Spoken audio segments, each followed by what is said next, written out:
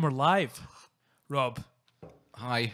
Dude. You just finished 55 miles. I did. How impressive is that? It's seemingly quite impressive. I think I'm probably more shocked than anyone else is. I mean, that's crazy. Well, considering... Cheers. Sorry, you were started on the coffee, but the beer's obviously going to come out. Already made a mess. Cheers. Cheers, man. To you making 55 miles alive. I'll drink to that, yeah, definitely. And what's it called? Is it like I thought there's a marathon, which is 24 miles. It's called an ultra marathon, which I just think sounds really cool anyway. Ultra marathon, which is basically, I think it's any distance over a marathon. Right. Or I read somewhere any distance over 30 miles, but I think it's just any distance over a marathon. Because I thought ultra marathons were like the 100 milers. Any distance over a marathon. So once you've done your marathon, if you keep going, then you're into ultra territory. Wow. So the ones that majority of people would start off in, I don't do kilometres, so I can't really work out, but they're about like a 33 miler. Yeah. That's one that's quite common, good starting one. And then you get your 55s, and then... That would be 70k, wouldn't it? Yeah, something like that. Something around I think there. I think it was 90k yesterday I did. Wow. Yeah. But then you get your 100 milers, you get your 150s. I mean, what really inspired me, I'm so terrible with names, was that woman that Joe Rogan had on. I'm trying to remember her name. Is it the someone? the ultramarathoner, the woman that basically kicked everyone's ass. ass. 238 miles or something. Slept Slept for 60 seconds at one point, and I'll just so we know her name. Marathon runner. Okay. Her name is Courtney DeWalter. And you something to do with electricity. She won the Moab Ultra. That's right. First, I think that was the first of its kind. That distance, like that's the biggest ultra there is out there. I can't even comprehend it. And she beat everyone with like a marathon's distance to go. And she literally like by 26 miles. She was ahead. By second place was 26 miles behind her, and she wasn't a known name. Like she wasn't expected to win it at all, but she did. Anyway, just listening to her, and she was so kind of relaxed about the whole thing, and you know, she had a very relaxed diet, and you know, training towards it. That is a very like nice way of putting it. Actually, like a loose diet. She was eating like nachos and cheese like beforehand and during, and beer. Yeah. There was sort of no secrets to it other than sort of grit and determination and a body that couldn't handle it. Yeah. But I've never dedicated my whole, like, anything to, like, one pursuit, like, just running or just lifting weights. I was always doing other things, but running has always been a consistent part of my keep fit regime, whether it's 6 miles a week or 20 miles a week or whatever. But every now and again, I would just go full Forrest Gump and just run. Shit happens. Yeah, exactly. But whenever I tried those slower runs, I just would think, I think I'm quite good at this. Like I could always seem to find my pace okay. Wasn't fast at all. Had you ever thought about it before you'd listened to this woman talking, or had you heard about ultramarathons before? And I heard about it. Was it something that intrigued you? It was something that's intrigued me for a long time. I think the first I knew of ultramarathons was from Born to Run, the book. Which, if you've not read it, you definitely need to run it. It's basically the book that changed the way we run the second time round from, you know, the introduction of Nike running shoes back in the 70s. Well, Born to Run, the guy that wrote that, he was writing about a tribe in South America that were capable of these massive feats of endurance, like 200 miles plus running. So he set up... I guess through the jungle as well. Yeah, I think it was more sort of mountainous lands that they're in and stuff. Still though. Still, yeah, just mountains. So he set up this crazy race to, you know, to challenge, you know, get some crazy runners that he knew, like total characters. The book they just sound like legit personalities. Yeah. And to you know, race against this tribe. And why did the tribe do it? Like, why did they race? Was it like a coming of age type thing, or Was it just a sport they did? I'd have to read it again, but I think it was part of their tribe's way of life. I suppose it might have been a remnant of stamina hunting, endurance hunting, or whatever they call it. But it's probably peacocking for females. Probably a lot of everything that's down to tribes comes down to trying to get a mate. Yes, exactly. I can run 200 miles, and that's the first I heard of it. And I suppose you get to know what you think your strengths are when you're training.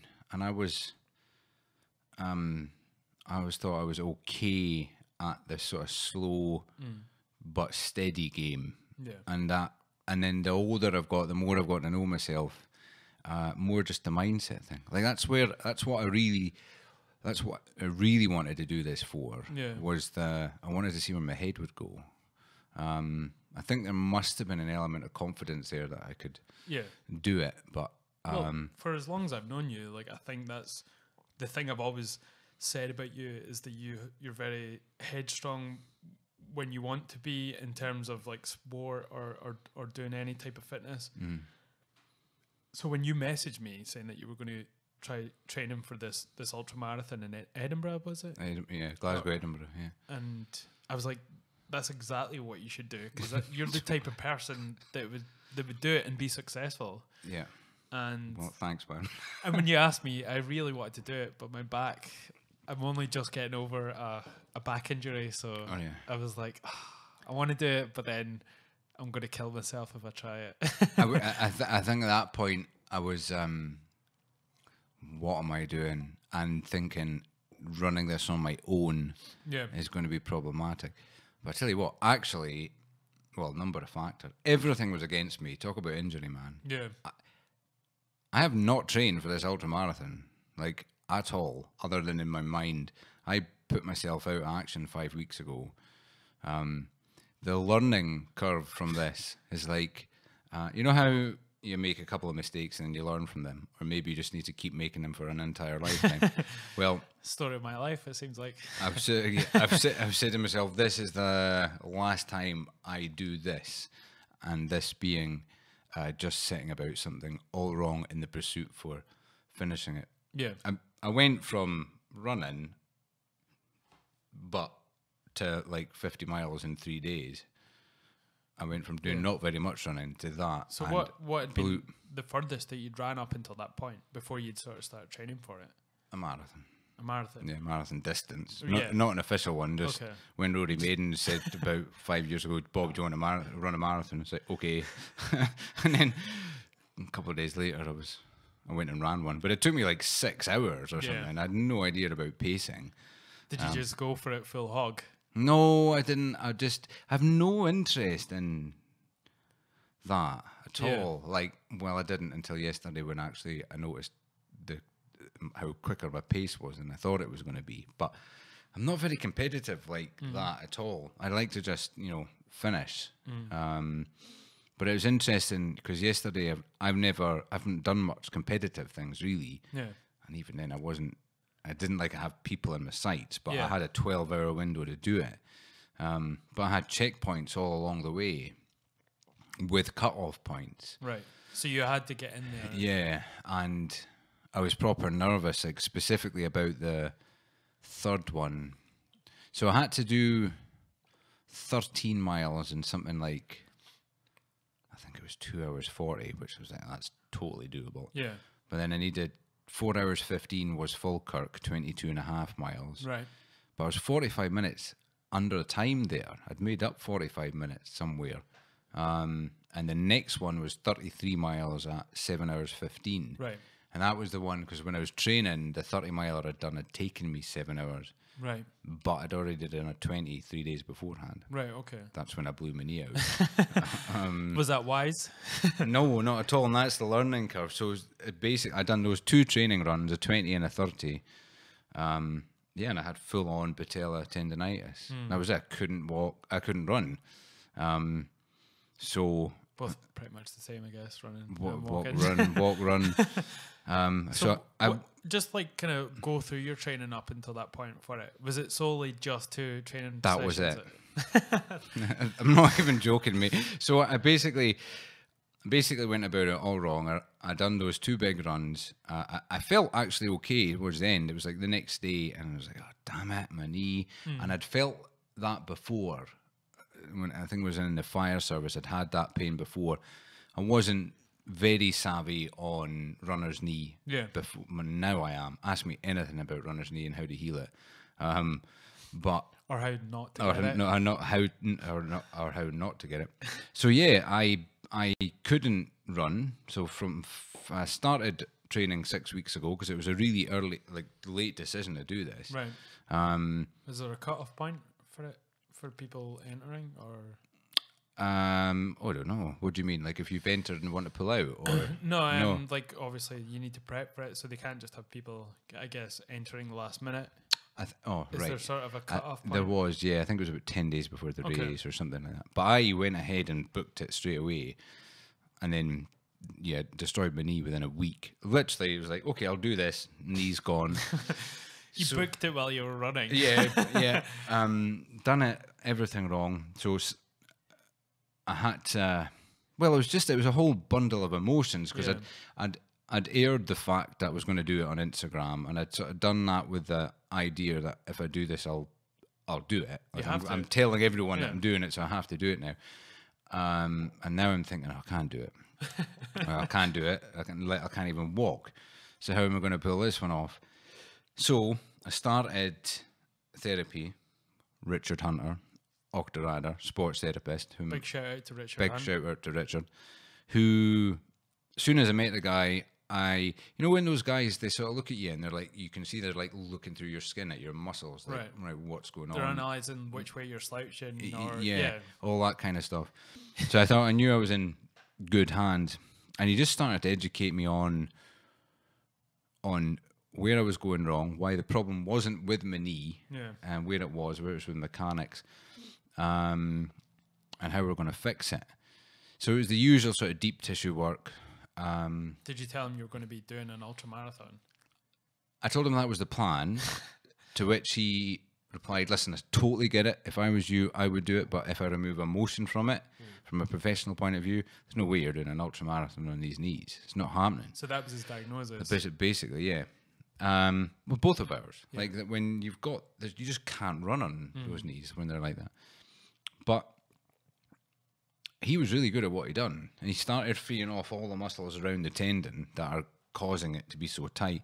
But then he introduced me to the voodoo band flossing. Have you heard of this? This sounds extremely kinky. Go on. It was so kinky and so effective, and I wish I'd known about it last year, because I had tendonitis in my elbow from kettlebells, and god damn, it was down for months. That sound like everyone I know that's used kettlebells. I have tendonitis from kettlebells. Yeah, I don't know how good they are for you anymore, to be honest. He says the man who just ran, can't walk. So basically, this is worth knowing. Like, as any sporting person, athlete, it's just an elastic band, but a ribbon. It's not joined like a band. So it's a long elastic band, about, I don't know, 5 centimeters wide. And you, depending on what area is damaged. So for this one, he tied it around over my patella tendon, below the patella, tight, like stretching it 100% and like 50% behind. So basically, he's trapping down all the muscles below the patella. Then he brings it above, and he does the same. And then you tie it off. So it's uncomfortable. I mean, this is like a giant rubber band that's like just trapping all your muscles and stopping the blood flow. But what it does is, when you go full range of motion, like into a squat, it because it's trapped the muscles, it's like half stopping the patella doing its function. So you get this mad stretch right along the knee and in the tendon. Wow. That sounds pretty intense. It's pretty intense, yeah. But also, when you untie it, you get this huge rush of blood back to the area. So, long story short, I bought myself a voodoo band from Amazon for a tenner and went to town flossing my knees. And I decided, like, in the back of my head, I'm like, I'm doing this run. But also half knowing that I'm kidding myself. Yeah. Like, I can't do it unless I'm better. So, in the 5-week injury zone pre-race, I just started doing everything else that I could do. Out with running. Yeah. So I started going barefoot. Right. I wanted to, I just went full barefoot. You didn't wear anything? I didn't wear, I haven't put socks on today for the first time in a Thank very God long. you did. Yeah. I don't know if it's going to make any improvement on my feet. They don't even recognise my feet right now. They're horrendous. Just nubbins. Oh, they're so bad. I've got blisters in places that don't make sense. That's weird. Anyway, so yeah, started barefooting. I bought myself. And how did you feel that sort of changed what you were doing? Well, it's basically, I never realised how uninformed I was about running. Right. I just figured running was running. Yeah. I'd never paid any attention to it with regards to proper technique or form. I always thought I was a pretty good runner. Why did I need to improve? So basically, what I came to understand was that these knee problems that you get, it kind of gives running a bad press. Yeah. Like, the doctors know, don't run, go and buy a bike, cycle. But it all comes back to incorrect footwear, like heels and heel striking, but mainly like body mechanics. Yeah. So a lot of what was going on with me was my glutes were fast asleep. Like, they weren't really switching on. They weren't doing much of a job. So I was having an issue in my whole sort of left side that was putting the tracking off. Anyway, I made, in the book Born to Run, obviously, in the barefoot running and that whole movement, I wasn't naive to the fact that's how we're meant to run. We're not meant to run with big heels on our shoes. Because it's like a big, massive foam pad that you have on your heel, and it kind of puts your feet in an awkward position. I hadn't realised how, like, I got, like, it's not just heel striking and that's bad. It's, as a human being, it takes away how your body's meant to propel you forward. But no one's foot's designed like that, like a massive big bit of padding. Yeah, you know, exactly. like you don't have this fake bit of padding on your heel, which totally throws out your feet. No, you don't. You don't. And your feet, you should treat your feet so well because they're the thing that carry you through this life, literally. And you have to look after them. And having good footwear and things that complement your feet is so crucial. And a lot of people don't even realize it. That's barely been 5 weeks, and I've made the change to. The shoes that I ran in yesterday were zero drop. Okay. Superior Ultras. Have you seen these Vivo? Is it the Vivo ones? The Vibram? Vibrams. Yeah, I own them too. How are they? They're absolutely the best thing in the universe ever. I'm so excited to get a pair. Best thing I ever bought in my life. But they look like designer shoes, but without the massive heel. They're such a slick company. I'm so excited to like order a pair. Like I really want a pair now. Yeah, I went ahead. I've been wanting a pair for ages, but through determination and wanting to do this race, I just wanted to get my feet in the right footwear. But also, and this is important to mention, like, you don't just go from heeled shoes to flat shoes and run an ultra. There's a transition. If anything, it can be really, really damaging to you. I can't remember the name of the tendon problem you get in your feet. Yeah. Fascia tendonitis or something. But the thing is, you've been walking on your feet incorrectly for how many years? You can't just then go wear these types of shoes and not expect any problems. You have to take it easy, and obviously you do. But what I found was when I got my Vibrams, and I was at work. I've got a running machine at work, and my knee was still bothering me. So what I was mainly focused on things like one-legged squats. Right. I was using a band from a pull-up bar just to lower me down, just trying to strengthen my legs up. I was doing glute strengthening exercises and just basically giving my feet this overexposure to being barefoot the entire time. But when I put the Vibrams on, I would walk on my running machine and I didn't have any pain. Right. And I was actually managing to like get little mile runs out, not fast, and just really paying attention on my knee, like does it hurt or not. And which type of Vibrams do you have? I bought the V Trails. Are those the shoe ones or the sort of ones that have the toes? They're toes, actual toe ones. But see, when you're wearing them, you don't realise how much you use your toes. Yeah. And see my balance. You're like a cat now. I do this. I do the same cool down stretch after every workout I do. It's like a mix. It's like a yoga, like a made up thing that I do. And one of the techniques I do, I'm stretching, but I'm on one leg, and my balance is useless. Yeah. See now, it's like night and day. And that's such a quick transition, so quickly how your feet just go, oh no, this is where we're at, just from not wearing shoes. It's definitely something that's important to you, especially if you're an athlete, it's your feet, and it's something that goes over a lot of people's heads.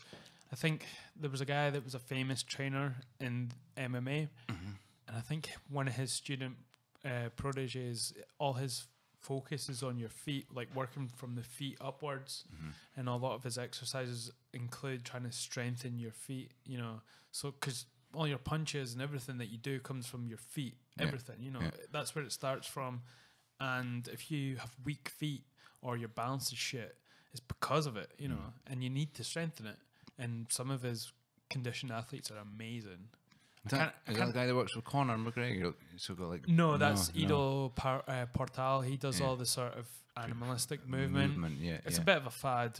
It works for him, you know, because he's athletic enough to sort of get away with it, I guess. But for, you know, people who are still trying to learn the basics of technique, it doesn't really matter, I guess. And people are trying to copy that now, I guess. But yeah, it's all about your feet. It's all about your feet. Another thing that I got introduced to was cadence. And your rhythm steps of your... Steps per minute. Right, okay. And again, something I had no idea about. I was just so determined to fix a lifetime's worth of incorrect running in a short period of time. So went pretty deep into that, and it was actually Richard that was telling me about the 180 steps per minute rule. Right. So apparently, I don't know when they done this, but they done a test on a load of like top athletes, top runners, to see if they could find an average or something, some common ground. What makes these people successful? And it turned out that once they counted their steps per minute, people like Mo Farah and stuff, they averaged out all to have 180 steps per minute. But across what? Like when they're actually competing, or just consistently? Okay. So 180 steps running at 5 kilometers an hour, 180 steps running at 10. So they're just consistently altering the length and the shortness of their stride, but always at the same steps per minute. That's strange. It is, but it's like some sort of running Fibonacci sequence. it is but what it basically, so they're the most efficient runners you can get running at that steps per minute. So to teach yourself to do it, I downloaded this app called Pulse, which is was it Metronome? Like piano players have. And you can set it to whatever. So I set it to 170. About 170 steps per minute is a sort of 10 to 11 minute mile.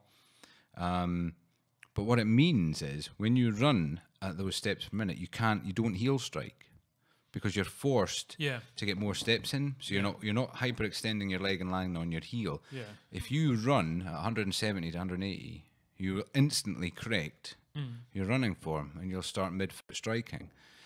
Is that what you're supposed to run with? Is the midfoot as opposed to the heel? Yeah. So you can. So it's hard to sort of articulate without visual demonstration. So some elite runners will heel strike, but the difference between their heel strike and a bad heel strike is they get their heel under their center of gravity. So they're a heel strike. It's not extended in front of them. So it's underneath them. It's underneath them, and their legs bent. Okay. And that's the difference. So because then it's almost like it's a heel touch strike onto the midfoot. Okay. But as long as you've got that bent foot under your center of gravity, then you're not needing to push off like this big push. All you need to focus on is lifting. Okay. And then the rest is down to ligaments and tendons. So the idea of being running is 50% energy, 50% stored energy. And so fast forward, go back a couple of weeks, fast forward a couple of weeks from me doing my one-legged squats and being injured, my knee starts to get better. Okay. I've bought my flossing band. Do you have knee bother? Knee bother. Knee bother. Darren. Yeah, I heard Scottish joke for all you guys out there. You totally threw me with your hilarity. So you're talking about like after you were doing your one-legged squats. Right. So speaking to Richard, my sports therapist, I'm like, I feel my knee's pretty good. I haven't had any pain for a while. I think I might try just a little run. A little run. Yes, this is about 2.5 weeks ago. 2.5 weeks ago. So I got my new shoes, my new zero drop shoes on. And who does the zero drop ones? Mine are called Ultra Superiors. Okay. They're did you see them? I saw them. They're like clown shoes. They're the best thing. Dude, you have to see my running shoes. They are the clown shoes. Really? Oh, terrible. These are barefoot zero drops, so these have got really wide toes, so I can splay out my toes completely at the front. So yeah, you got them. So I went out for this run, and I'm not kidding myself. I think I was kidding everyone when I said I'll just go for a little practice run. So I stuck my Pulse app on. Tick, tick, tick, tick, tick. I got my new 170 beats. 170 beats. Got my new shoes on, and off I went. And sorry, why did you do it 170 and not 180? Because I toyed around at 180 on the running machine and quickly realised that was way too big a learning curve. Just didn't make sense. My brain was like, this is not working at all. Well, but I didn't. I actually, it was just down to more reading, because I thought it was like 180, that's it. But I then actually discovered no, sort of between 168 to 180. Right. So 170 just matched up really well. It's like if you run on the spot, you'll actually find that you're going tick tick tick tick tick tick tick. It's like a natural cadence. It's like a natural cadence, and you're on the right strike of your foot. And if you just lean your body, like if you just lean forward whilst you're running the spot, you start going tick tick tick tick tick tick tick tick. And if you keep that going, the rule of thumb is nip to hip. So when you're running, you want to put your nips on your hips. There's none of this. Okay. Like sprinters. It's nip to hip. Okay. Nip to hip. You shouldn't see any movement from behind from my pelvis, and hardly any from my butt. Not any wiggling butt. Almost like dead straight. Wait, sorry. When you see someone running properly, they look really weird. That's what it's come to look like now. Like if you actually see a legit runner, you're like, why is he running so odd? Right. Anyway, sorry, digressed. Went for this run. Ended up running 10 miles. Feeling great. Running like I've felt like I've never run before. Like blasted out. Super fast. 10 miles. I don't remember how fast now, but I remember thinking, pretty sure that was a personal best. And is this the first time you used the app while you were doing the 10 miles? Yeah. The difference that made to my running game in one practice session was like night and day.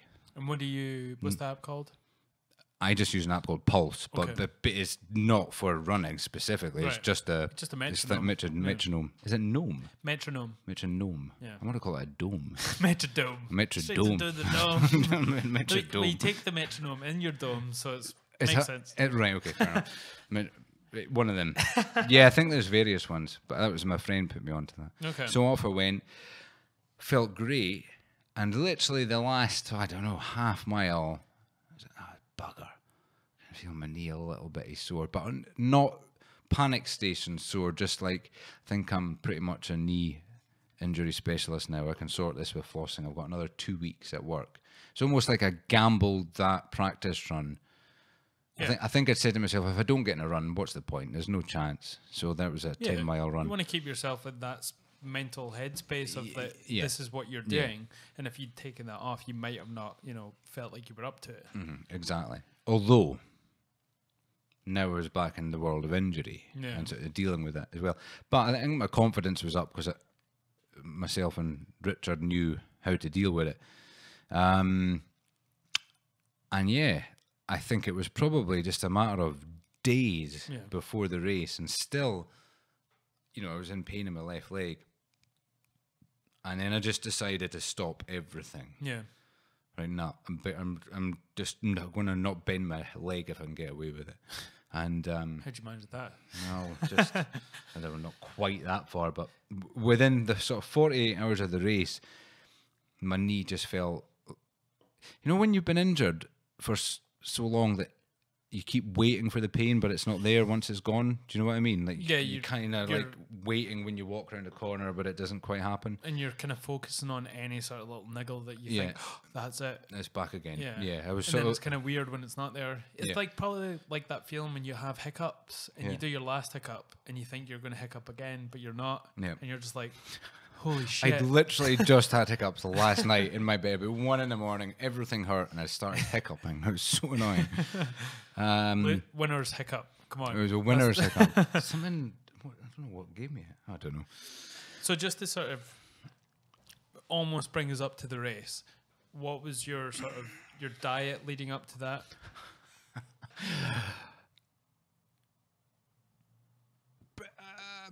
Pretty. I think my diet, I would probably just have to describe my diet in general as like 50% spot on, 50% terrible. Okay. Like I'm Had you read about what to do leading up to so it? Like, sorry, yeah, well, okay, so more, I knew I'd put a lot of like reading into how to fuel the race diet wise. just on the day. Just on the day. Right.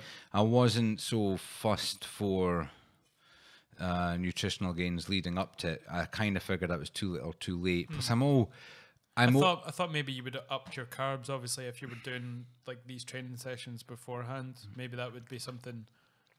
So,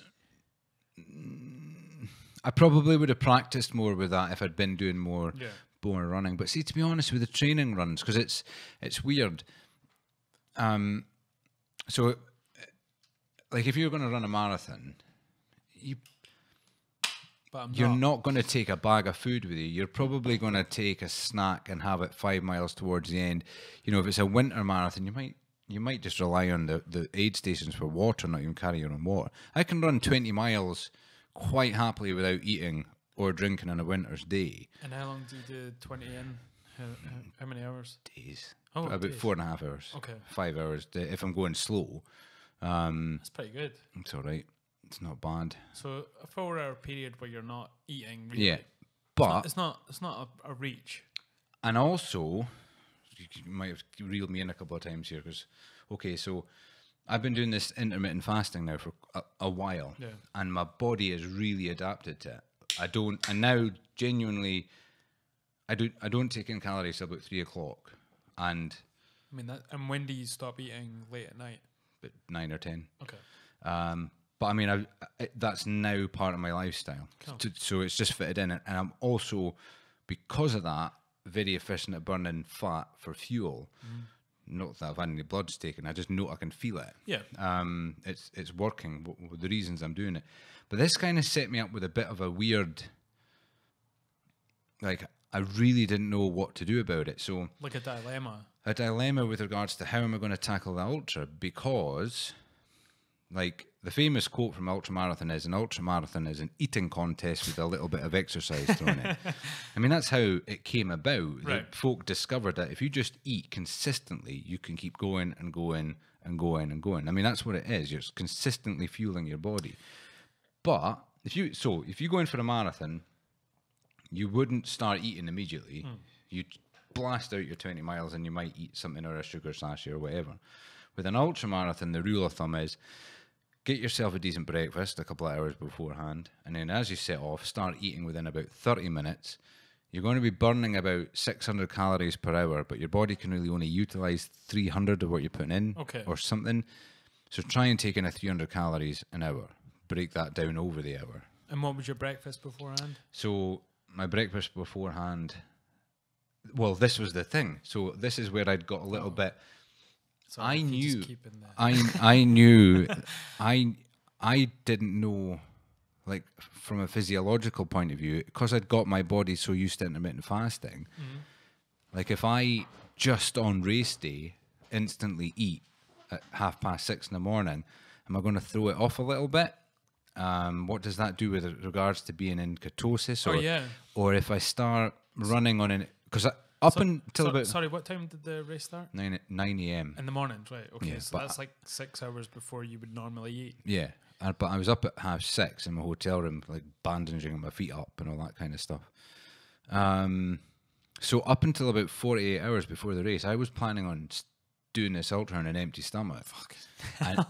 And then just maybe seeing how I felt. But I don't know, last minute, I spoke to Rory, and he's done more endurance events than anyone I know. Rory's a common friend of ours.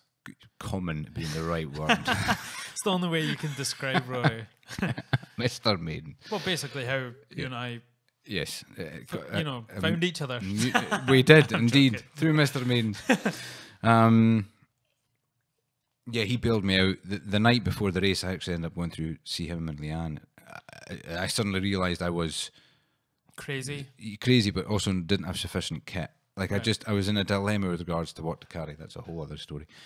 But he was he kind of spared me on to go for breakfast. So, in answer to your question, I had a Huel. Powerful Rory Maidens. I had a Huel. A Huel? Yeah. Oh, yeah. But instead of 3 scoops, I had 4. So it was about a 650 calorie shake. I had it 6:30 in the morning. Did you eat it with a spoon? Do you know what? Actually, because it was in a hotel room, I just had my shaker. God, it was thick. I didn't enjoy it at all, either. But I don't think you would. Nah, no. But it was in my stomach. And I had a banana that I started at the race before I started. And then I had my bum bag full of, I found these things called chia charge bars, peanut flavour. Right. Chia seeds. Right now it's making me sick, the thought of it, but they are delicious. Right. But they gave me the bulk now, but they're 280 calories each. I used them on my practice runs just through thinking they look like they would do, and then complete beginner's luck. I actually found in an ultramarathon website that they're like in the top 5 go-to foods. So I just lucked out. Just lucky. Yeah, I was lucky. What's the number 1? You get these things called goo, G-U, goo. Yeah. I bet it's thick. Yeah, it's one of the squeezy ones. But like nutty flavours. Oh, really? Oh, mate. Sorry, it was kind of weird because when I stop, like as you're running, you're okay, but when you stop, you do feel like you've been eating sweets and crap all day. You're like, oh, that's proper got the bolt gone. So it's turning my stomach a bit. So you're all there with your bum bag before. So what's the sort of lead up to the start of the race like? Like what happens? You get a number. Do you fill in? You say, "This is me. I'm Bob. Yeah. I'm going now." I woke up. We get the entry. Got handed our bib numbers. They went online about 3 days beforehand. Right. Which number did you get? 49. You know the meaning of life is 42. Is it? Yep. Which is why I got 49. You've always got to be more. Yeah, exactly. 7 more. So and that was basically so we could. Why did we need our bib numbers? Oh, because we could have a drop bag at 22 miles. A drop bag? Drop bag, so with more food in it. Oh, right, okay. And spare socks and stuff. Is that something they sort of provide?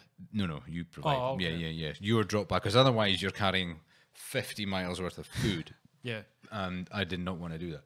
And so you put your bib number on that, and also you can have your bag taken to the finish line for you as well. Excuse me. Which was super handy. Yeah. So turned up. I got there about 8:15. Lots of nervous kind of looking people and runners. What really surprised me, like I'm sitting there and I'm looking, there's one guy, I clocked him immediately. I'm like, winner. That dude's going to win. Just like if you could. Did he have a big schlong? Is that what it was? He had a big schlong and a massive beard. And he had one of those neck things that he just looked like an ultramarathon runner. I was like, you've done that before. Yeah. Definitely. It's not his first time to the rodeo. No, and I actually since found out that he came in 6 hours 35. Wow. Stop and think about that for a second. What's the record for a marathon? Like an actual, it's like 2:20. That's like 1/3 of a marathon almost. Yeah. No, 2/3 of a marathon. The world record, I think, for 55 miles over like trails is 5 hours 5 minutes. Wow. That's crazy. That's 10 miles an hour all the way. That's amazing. Like that's running like at a speed that I don't think I could even maintain for a mile. Anyway, how many people were at the lineup? So Is it everyone, or is it just like they do it bit by bit? no, it's a full lineup. It's not a big race because of the logistics of it, I suppose. The length of it and time of year, they like to keep it to a minimum. Okay. I don't think there's that many folk that want to do it either, to be fair. I was going to say that there's probably not that many people in Scotland that want to run 50 miles. No. So I think At a beer stop, at least. mate, I tell you, coffee stop would have taken that over a beer any day. 200 people are allowed to apply. Right. From what I can count online, 180-ish turned up and 30 odd didn't complete it or something like that. That's quite a big number Yeah. for an event in Scotland like that. Yeah. You didn't think it'd be that popular. I think it's maybe having an uptick in popularity, I guess. As far as from a completely novice point of view, as far as ultras go, apparently it's a popular one because guys and girls use it. Like your elite runners, they use that as, I guess, like a serious practice run because it's so flat. Yeah. Like that's a good starting ultra. It's not going like up and down and stuff. And then novices like myself use it because there's no up and down. There's no up and down. It's just flat. It was all by the canal. So the fourth and Firth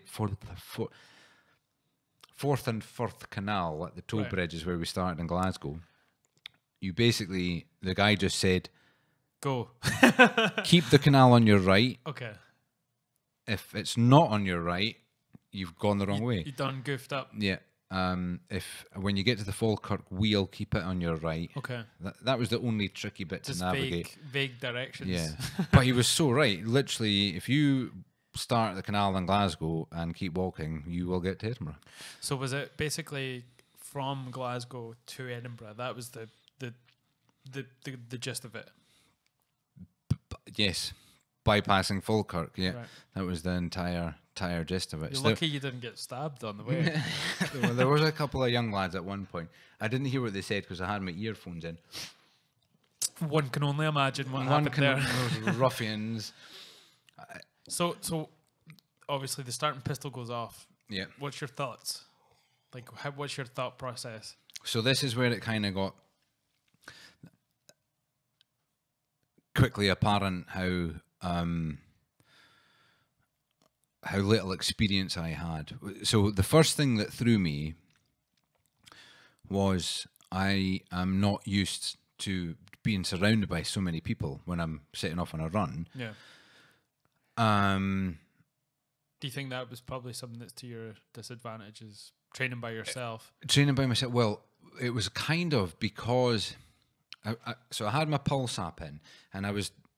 So you were using that for the thing is, I was so conscious about my left knee. Right. Okay. Like, so in my head, I'm starting this race. So I guess my ego is like, you got this. But the reality was like, there was much more of a chance of my knee going. Like I was willing to accept that my knee would probably go in the first hour. Yeah. But I'm going to try this. Because when I spoke to you during the week, you were like, my knee's pretty fucked. Yeah, I'm just going to go for it. And that was, I think I said to you, just, you can only do as much as you can do. And I know you'll give it a full bash if you can, your body, willing. And yeah. I wanted it, but I was being realistic with myself. I was like, this probably isn't going to happen. So I wanted to start it as technique driven as possible. Were you nervous when you started? Yeah, not like losing my shit nervous, but definitely like something's going to happen. Something, yeah, like it was a hard one to be too scared of because I couldn't even comprehend it. You've never done it. I've never done it. I actually said that to my friends. I think now I've done it, it would be worse doing it again. But yeah, so sorry. I tried using the pulse app, like tick, tick, tick, tick, but there's so many people around me, so many people going faster and slower. So you can see their pace, and I can see their pace. Yeah, and it was like my feet weren't going with the tick, and I was like, man, this is doing my head in. Distracted. Yeah, and I kept on for probably about an hour, and it actually started having the opposite effect. Like everything was so out of sync that I was just crazy. And a lot of new things is happening to you as well, I guess. You know, the things that you haven't experienced. And I don't know about you, but I mean, when I run, it takes me an hour to warm up. I feel like I've never run a mile in my life when I first started. Oh, it's terrible. It's awful. I'm the same. Like when you run the first mile and you're like, "This, why does anyone run? This is terrible. Absolutely awful. All I can feel is my bones grinding against each other. Fuck this." And then you get to like 3 miles and you're like, "Oh, I just feel like I'm starting to catch my wind here." Yeah, exactly. But most people don't get through that first sort of barrier. No, they don't. And well, that was definitely a interesting learning curve for me with regards to barriers getting through. But to go back to the start of the race, I got myself really caught up in other people's shit for about the first 3 hours. Wow. It turns out it didn't affect my pace at all. Right. But so basically, I'd spoken to Rory the day before about some kind of strategy, like based on zero training. Like, what are my chances, Rory? Because I genuinely, based on that 30-miler run I'd done in 7 hours, I was like, that's not fast enough. Yeah. That's not fast enough. I'm not going to be able to do that. So I was like, Rory, should I was quite confident after that 10-miler in my new shoes that I was faster than I thought I was. Right. So I said to him, should I try and blast out like a fast marathon to buy myself time? He said, no, that's a really bad idea. Yeah. No, you'll ruin yourself. He's like, slow and steady. Slow and steady. Wins a race. Wins a race. So I was like, okay, so we've done that. Anyway, I'd got speaking to a couple of folks beforehand, as many people as I could, like asking them questions. Shaking hands. Yeah, yeah. Give me advice. I'm you. Carry me. I'm green as fuck. Yeah. And I don't know. Seeing now in hindsight, I don't know, but like I'd said to myself, do not say anything to anyone about your knee. Right. Don't talk Don't about. show weakness. Don't show weakness. Immediately, I was like, yeah, I've been fucked for 5 weeks. My knee, it's injured. I've no chance. Were you trying to gauge the reaction? I think you're fucked. Yeah, I was waiting for someone to say, you'll be fine. I mean, look at you. You'll be fine. It's like knee bother. It's fine. Instead, I just got reactions to folk. But no, actually, the opposite happened. I spoke to 2 guys, separate individuals, didn't know each other. And both of them, one of them was like, yeah, I ran a marathon about 8 months ago and it seemed all right, so I'll just give this a go. But I've never run anything past a marathon. And he had like a duffel coat on. And I was like, wow, okay. I have no idea if he finished it, but I was like, I feel at least I look more professional. I hope he didn't even get 10 yards with a duffel coat on. Exactly. I'm not kidding. Actual duffel coat. That's crazy. With just a Did he have his hands in his pockets? The whole work just had his bib number on the front of the duffel coat. And then I spoke to another guy, and he was like, oh, I've got a mate at work that's like a serious runner. He does these things in like 7 hours, and he's like, he said something like, he's a really inspiration. He's like one of those guys, like he manages to convince you about things because he makes them sound so good. Yeah. So like before we knew it, 4 of us from the office have agreed to do an ultra marathon, and that was 9 weeks ago. I was like, okay, so there's a few folk here that are really in novice territory. As I started running, and this is what threw me a lot, was I started to come up on these guys, the guys that were with their mate who's the ultra runner. And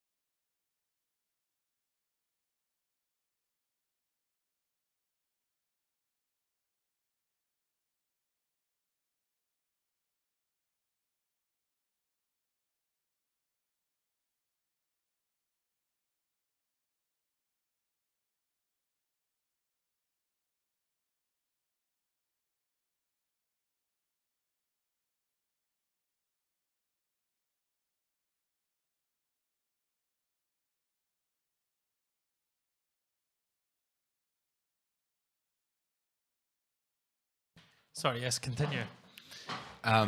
so I started coming up behind these guys, And I noticed that they were with their mate, whom they'd said was like the legit runner. And so I was just being nosy.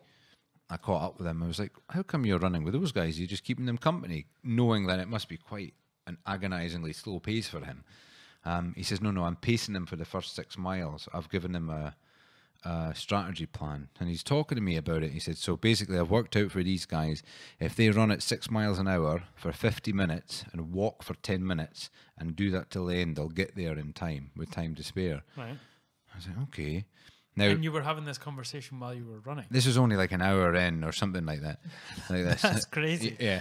And Were you like, yeah. how was it? I was like, 10 minutes walking every hour. So then I start trying to work out sums in my head whilst I'm running, which is like terrible idea. And I'm kind of getting consumed about it. But okay, so as I've been made aware of their plan, they hadn't got to a walking pace yet. Anyway, then they started walking. So I just kept going. Yeah. Ding, ding, ding. And you're not looking behind you, but you know, when you're running and you've got someone behind you, you sort of lose yourself. You have no idea how far behind you they are or anything. You're thinking about them, basically. Yeah. But I'm also thinking, I don't want to stop and walk. But then that's making me feel more tired because I'm like, I don't feel confident enough that I can walk right now. And I wasn't. And when was this? Well, how many miles in were you before? About 6, probably just 6. And how were you feeling? How was I feeling? Actually, the first 10 to 12 miles weren't overly comfortable. But I'd noticed the exact same discomfort in practice runs at those miles. It's like my feet are trying to adjust or something. You just get like weird pains in them, like pains that you could go, should I stop? Or should I keep? Probably should. Yeah. But I sort of done it enough to know that it does pass if you just sort of run through it. Anyway, the next thing, those guys that have stopped to walk for 10 minutes and I'm running are now overtaking me.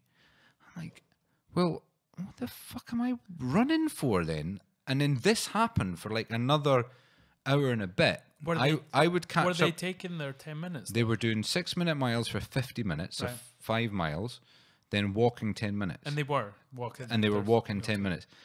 But this, so I would pass them and I would keep running, still not walked. And then the next thing, here they would come again, running past me. All right, Bob. That's really demoralizing. It's so annoying. And there was a guy in the duffel coat, was it? No. No. This was the group of guys that had been talked into it by their ultramarathon mate. And anyway, I think they managed to shake me in the end. Yeah, they shook me in the end, and I was like, right, okay, they're walking and beating me. Not that I'm racing anyone, but it was the way that they'd said it, that if they do that to the end, they'll get there in 12 hours. I'm like, I don't think that works out. Like, I've worked out a pace for 12 hours. I think that means that they'll come in a bit quicker. Anyway, then I came upon another boy walking, older boy. I'm like, okay, he's walking, so I overtook him, and I'm not quite at 15 miles yet. Yeah. Anyway, so overtook him, and then a couple of minutes later, the dude passes me, and then I lose him round a couple of bends, and then he's walking again, so I overtook him, and then no sooner have I overtaken, he's gone past me again. I was like, God damn it! And anyway, then this guy. So now I'm going on in my head. I'm not doing this right. Yeah. Like clearly, and I'd read every bit of information about ultramarathon says walk. Yeah. Like even really. Yeah. Even if you come to a little hill, just walk it. Just walk it. So you were going against the grain. Yeah. So I was like, no. My only chance of doing this is just going. Just don't stop running until you finish. Just Forrest Gump it. Forrest Gump. So eventually, the dude that was doing this running, the lone runner, I managed to sync up with him walking, and I was like, "Dude, what's your plan?"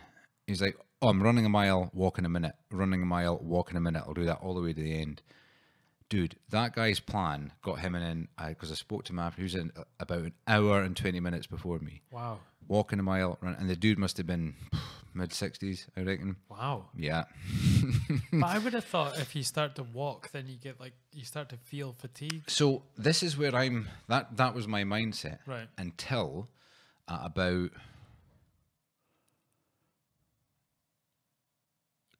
about 20 miles just before the Falkirk wheel, I was so shocked at my pace. I'd made good pace, under 4 hours, that I started to walk. Maybe for, I think I timed 5 minutes. And then see when you started running again, it was like, what a difference. Yeah? Yeah, it was like the biggest reward you could give yourself. Right, It was just, and the difference, it was as if you'd sit, it was as if I'd sat down, had a coffee and a pipe and lain down for half an hour and just got on with it again. I guess it makes sense. That woman that recently won, you know, the ultra marathon, that was Sleeping for 60 seconds. Yeah, she fell asleep for literally a minute, and she said she felt like she'd been asleep for 8 hours. Yeah, and she felt so refreshed and got up and ran. I guess your body just takes what it can get, and then it adapts. Yeah, definitely. And so that initial first walk that I did, that was like sort of learning curve. So the first learning curve was don't pay any attention to anyone else's style for now. The second one was reward yourself with walks. You've made enough time to do it. Walks are amazing. Yeah. So I then sort of set about, I wanted to give myself rewards, and I thought, right, I'll try and do it every hour or 2 hours. Yeah. But then, I don't know, man, something just happened that I didn't expect. Between 20 and 40 miles, I don't know who was moving my legs. Yeah. Because, I got to marathon pace, and I mind feeling like, I'm sorry, marathon distance. I got to 26 miles. So I feel all right. I feel good. When you looked and saw that you'd run 26 miles, was there a little milestone? So that was the first. Yeah, so big one, big milestone, big mini victory. Okay, we're at 26 miles. What I was really aiming for was checkpoint 3, 33 miles, because that's the one I was scared for my time for. But yes, that was the big milestone. Really happy with my pace. And then checkpoint 3, 33 miles, and I was an hour in time. I was an hour and 10 minutes faster than I was on my training run. That's good. And that was with 3 miles more. That's crazy. On top of it. But see, I hit a wall. I knew I'd hit a wall about 18 or 19 miles, but I knew that I could get through that wall. But I hit a wall about 33 miles. Like a kind of wall where I forgot where I was where I just sort of really just gone in on myself. Yeah. When I finally snapped out of it, I don't know if it was for a couple of miles, I was hunched over and I was staring at the ground, and I must have been a right pain in the arse for anyone trying to overtake me, because I was just... Were you still sort of running, or were you just... Yeah, no, I was still moving forward, but... this is going to sound, I don't know what this is. Trigger warning. Trigger warning. So, before the race, I'd showed my mum the entry list. I was having tea with my mum, or high tea scones, with your mum. Scones and jam with mum. And who, Robert? I said exactly. And we were going through the list, and it was like 90% guys. And I sort of made a joke with my mum. If you get beat by any girls. Well, no, I was like, God damn it. I said, what do I need to do to find some women in my life, mother? I thought maybe this would be the one hobby that I would choose where there might be at least a 50-50 ratio. It's not like any other. You go to the body academy, where things are changing in the gyms now. Yes. Anyway, she said, oh, so you wanted to meet a girl there? I was like, no, but it would be nice to have a really pretty girl in front of me to motivate me to keep running. Just kind of joking. Yeah. Anyway, at 33 miles, God answered and this lady, woman... delightful female person overtook me and just tucked in front of me at my pace, and motivated me to keep on moving, to the point where no sooner as she'd been in front of me that my pace picked up and I had to overtake her again. Yeah. I think a little bit of ego kicked in at that point. I was going to ask, was it a sort of ego thing that I didn't think it was at the time, because I was really happy behind her.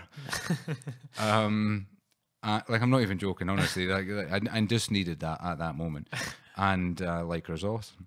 So anyway, I overtook her purely because it was uncomfortable at the pace I was at behind her. And then, dude, that was the best. That was the most solid 8 miles of the race, and I do not know where it came from. Right. I mean, talk about. And how many miles in would this have been? So that was about 33 to 40 miles, Right. and that right there was like, if there was a reason for doing this ultra marathon, it was that. Right. It was the what you think you've got compared to, you know, what you don't think you have compared to what you've got, and it's like, because you find yourself at this pace and you're like, oh, I cannot move any faster than that, like, but then you're like, or can I, you know? And so I just would lean a little bit more forward, pick up the little pace, even if it's like by 0.3 miles per hour, just bring myself back up to 5.1. And how were you judging your time with the? I've got, so my dad gave me a handy down Garmin, but like a really old school one. Garmin? Is it like a Fitbit type thing? Is it? Yeah, it's like go-to runner's watch. Okay. Like it's super accurate miles per hour. The new ones have got cadence and stuff on it. Right. But my dad is like 9 years old, and it's 9. Yeah, it's like it's huge. It's like a mobile phone on your wrist, and the new ones are tiny.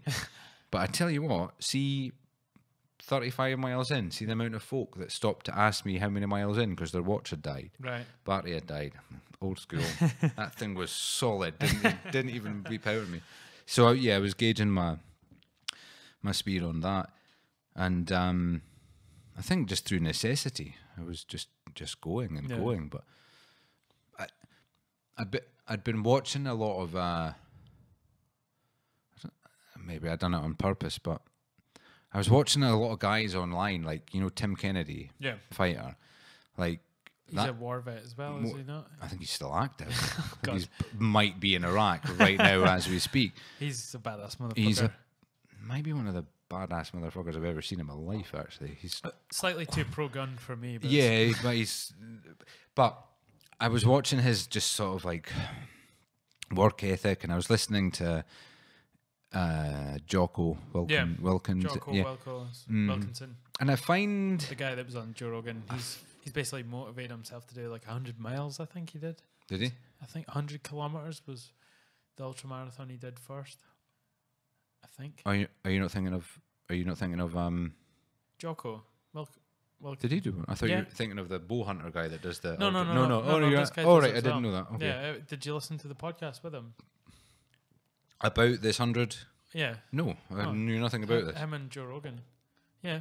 I thought this was maybe where you got your inspiration from. Him and Joe Rogan are going to do. He was on Joe Rogan. Yeah, I know that, but I didn't know they were doing some marathon thing. No, he's done it. That was his thing now, as he does the sort of, like the 100 milers, I think he did, or something. Let's see. Are you sure are you not thinking of? God damn it, the bow hunter guy. No. I know who you're talking about. This guy's like the guy that's the motivational guy on YouTube. Yeah, Jocko. Yeah, he did like 100 miles. Oh, all right, okay. Well, I didn't know that, but I was listening. But he talks about it on that episode, and basically he had no training. He went from being a bodybuilder and just because he's so headstrong, he did this like 100 miler. Oh no. You're thinking of the Navy SEAL, but the black dude. Yeah. You know, that's not Jocko. That's the guy that's got like a 1 billion world record, most amount of pull-ups, most amount of push-ups, runs like 100 miles a week, does a marathon every morning. Did you listen to that? Used to be morbidly obese. Yeah. You were thinking of. I was thinking of Cameron Hames. Yeah, I thought because he does the ultras. But point being was I was listening to these kind of jock-ish type of men that can sometimes be a bit hard to swallow, but when atypical sort of men, who if I probably shied away from mostly, but there's a time and a place. There's a time and a place, and that mindset that they have when it comes regarding pushing yourself. So okay, I need to learn from these guys, and I tell you what, that I think it was Tim Kennedy or Jocko or both of them. It's maybe like an army thing, the 50% rule. Yeah. Dude, that pushed me through this race all the way. But I think you have that mindset. Like, I think you genuinely could do it legit what any of these guys could do in terms of their mental toughness, but you do it in a way that's slightly different. Like, you're not doing it because it's some macho bullshit. You're doing it because you genuinely can just push through it. Yeah. And it is a mental toughness. I don't know where it comes from, you know, but it's not because like you're some Navy SEAL or whatever. It just seems like it's part of your personality. And I've seen you do like workouts and whatever, and you just, I was talking about it on the podcast yesterday. You're kind of like an extreme example where it's not because you're not intelligent.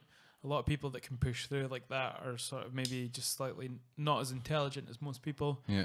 But they just, I think the mind and the body connection is not there enough where they just can go through that sort of pain.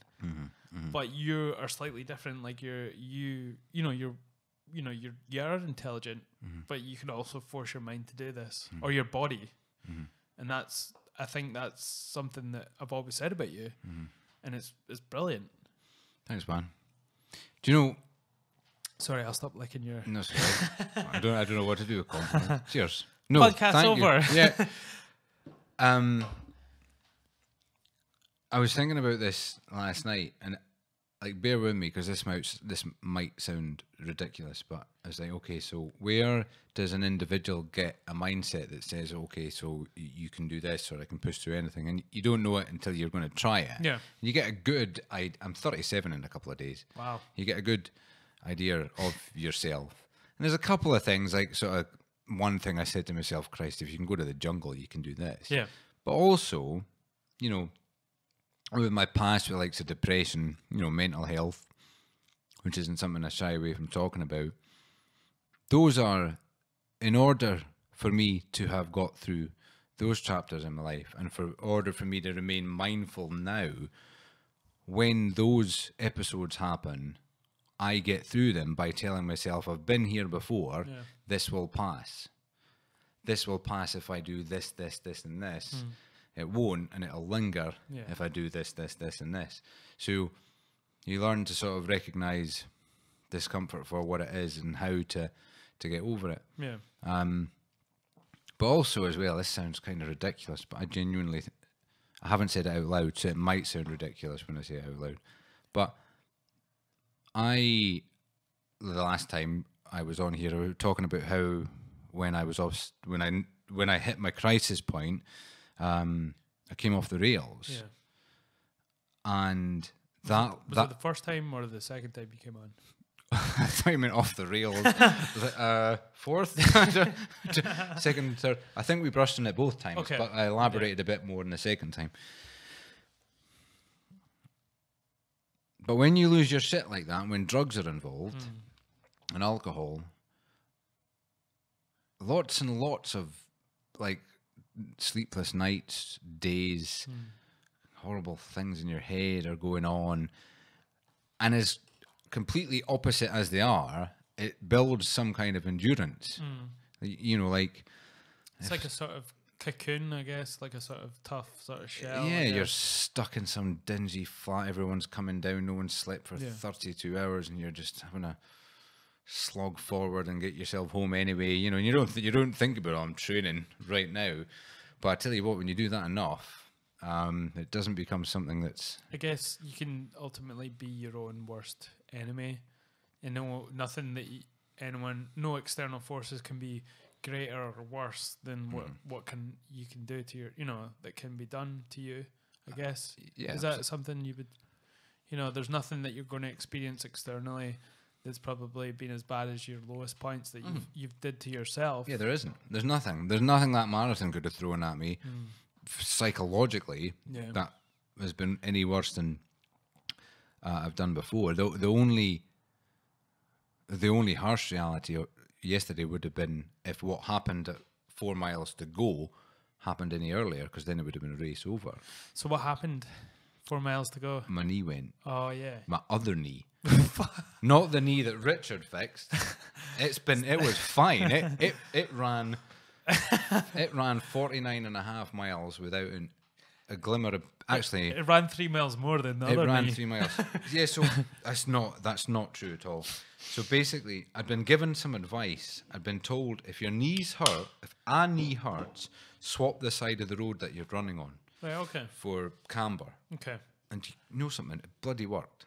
Is that something you kept in your head when you got to that point? As soon as a knee, instead of like, as soon as I felt pain in my knee, and the path was only 1.5 meters wide, but I would just move either to the middle or to the other side, and it bloody worked. After about 20 strides of running on a different camber, the pain would ease off, and I was able to manage the knee pain right through the race.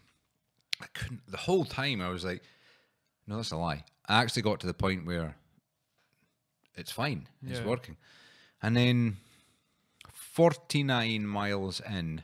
That sounds like a lot. Yeah, my right knee just went. It's that type of pain where it's sort of like every step it just goes doof, doof, boom, and could not run on it. Like just nope. But I had about 2 hours left to finish. Yeah, and I had 4 miles to go. So I ended up coming in at 11.5 hours, but I could have been a damn sight quicker if it wasn't for that knee. I was just so happy that that it went at 4 miles. Even if that had been 7 miles or something, it could have been cutting it fine, really fine. Was there a decision that you had to make when you started to feel that knee bother? Like, I'm just going to work through it, or I've got as far as I've got. You know, I would be happy just to sit out now. You know, obviously.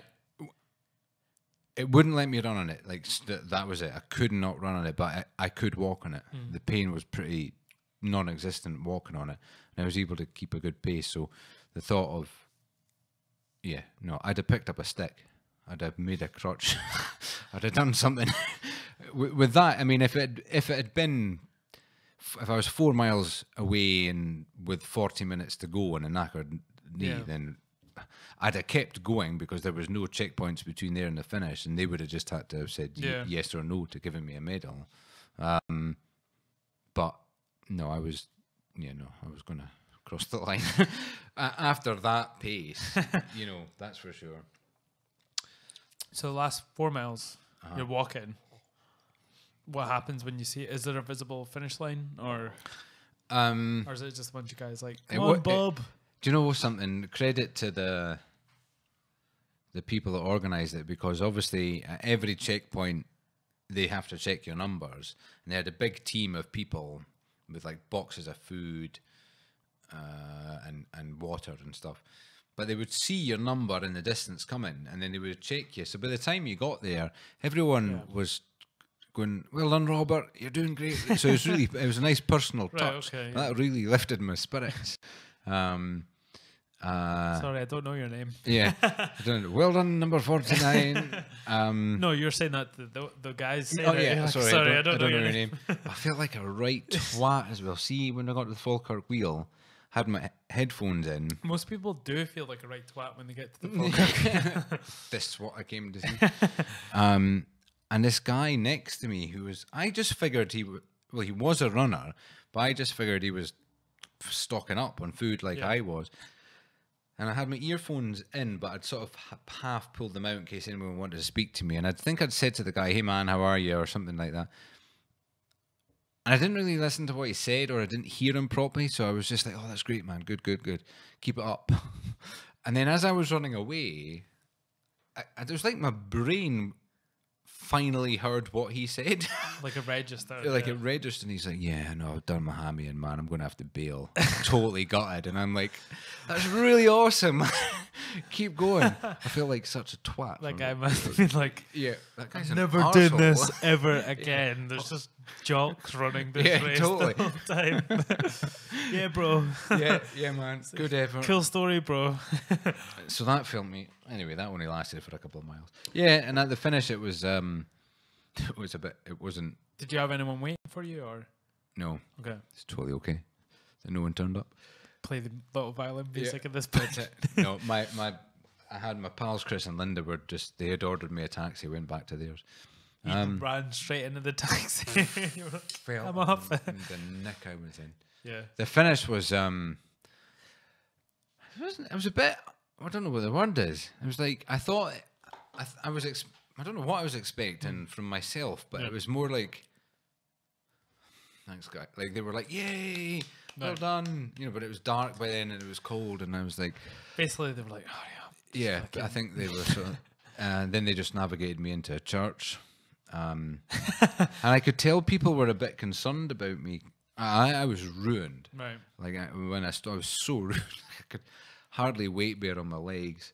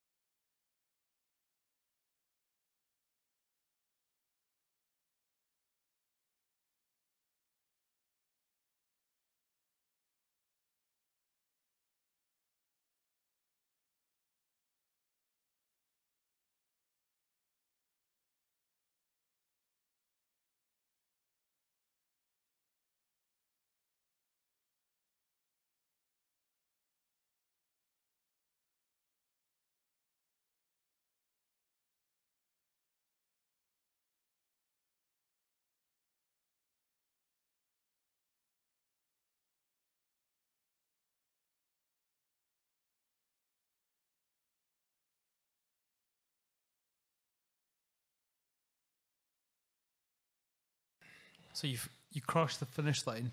How were you greeted? Are you greeted by anyone? Just I guess the organisers. I don't know who half of them were, to be honest. Did they put like the tinfoil around you? No, none of that. None of that. No, it was. To be honest, I started to get a little bit anxious because of my. Is this an actual race? I've not seen it. Yeah, I know. Well, I had no. Somebody's just collecting all the money and. See, for the last 10 miles, it was me, 2 lassies, and a dude. It's the only people, and we were doing. Changing over. Kind of doing this, and I didn't see anyone else, and I was like, don't know where I'm at in this thing at all. But my watch said 53.9 miles. Right. I was like, where? I feel like I should be seeing the finish by now. Where is it? Because I wasn't sure. They'd actually changed the finish. So it was a mile shorter. It was 54 miles, not 55 miles. Why did they do that? Logistic reason. I think some. Was that on the day or? No. It was a couple of, maybe a week's. Or I think it was something they couldn't hire the place out or something like that. They're probably just waiting on you, and they were like running with the tape to try and get you across the finish line quicker. Yeah, exactly. But then I bumped into like one random dude who was just stood on the path, but I had my earphones in, and I was like, he didn't have any yellow vest or anything on. But as I ran past, I could tell he'd said something, so I took my earphones out. And he's like, "You're doing really well, man. Only a mile to go."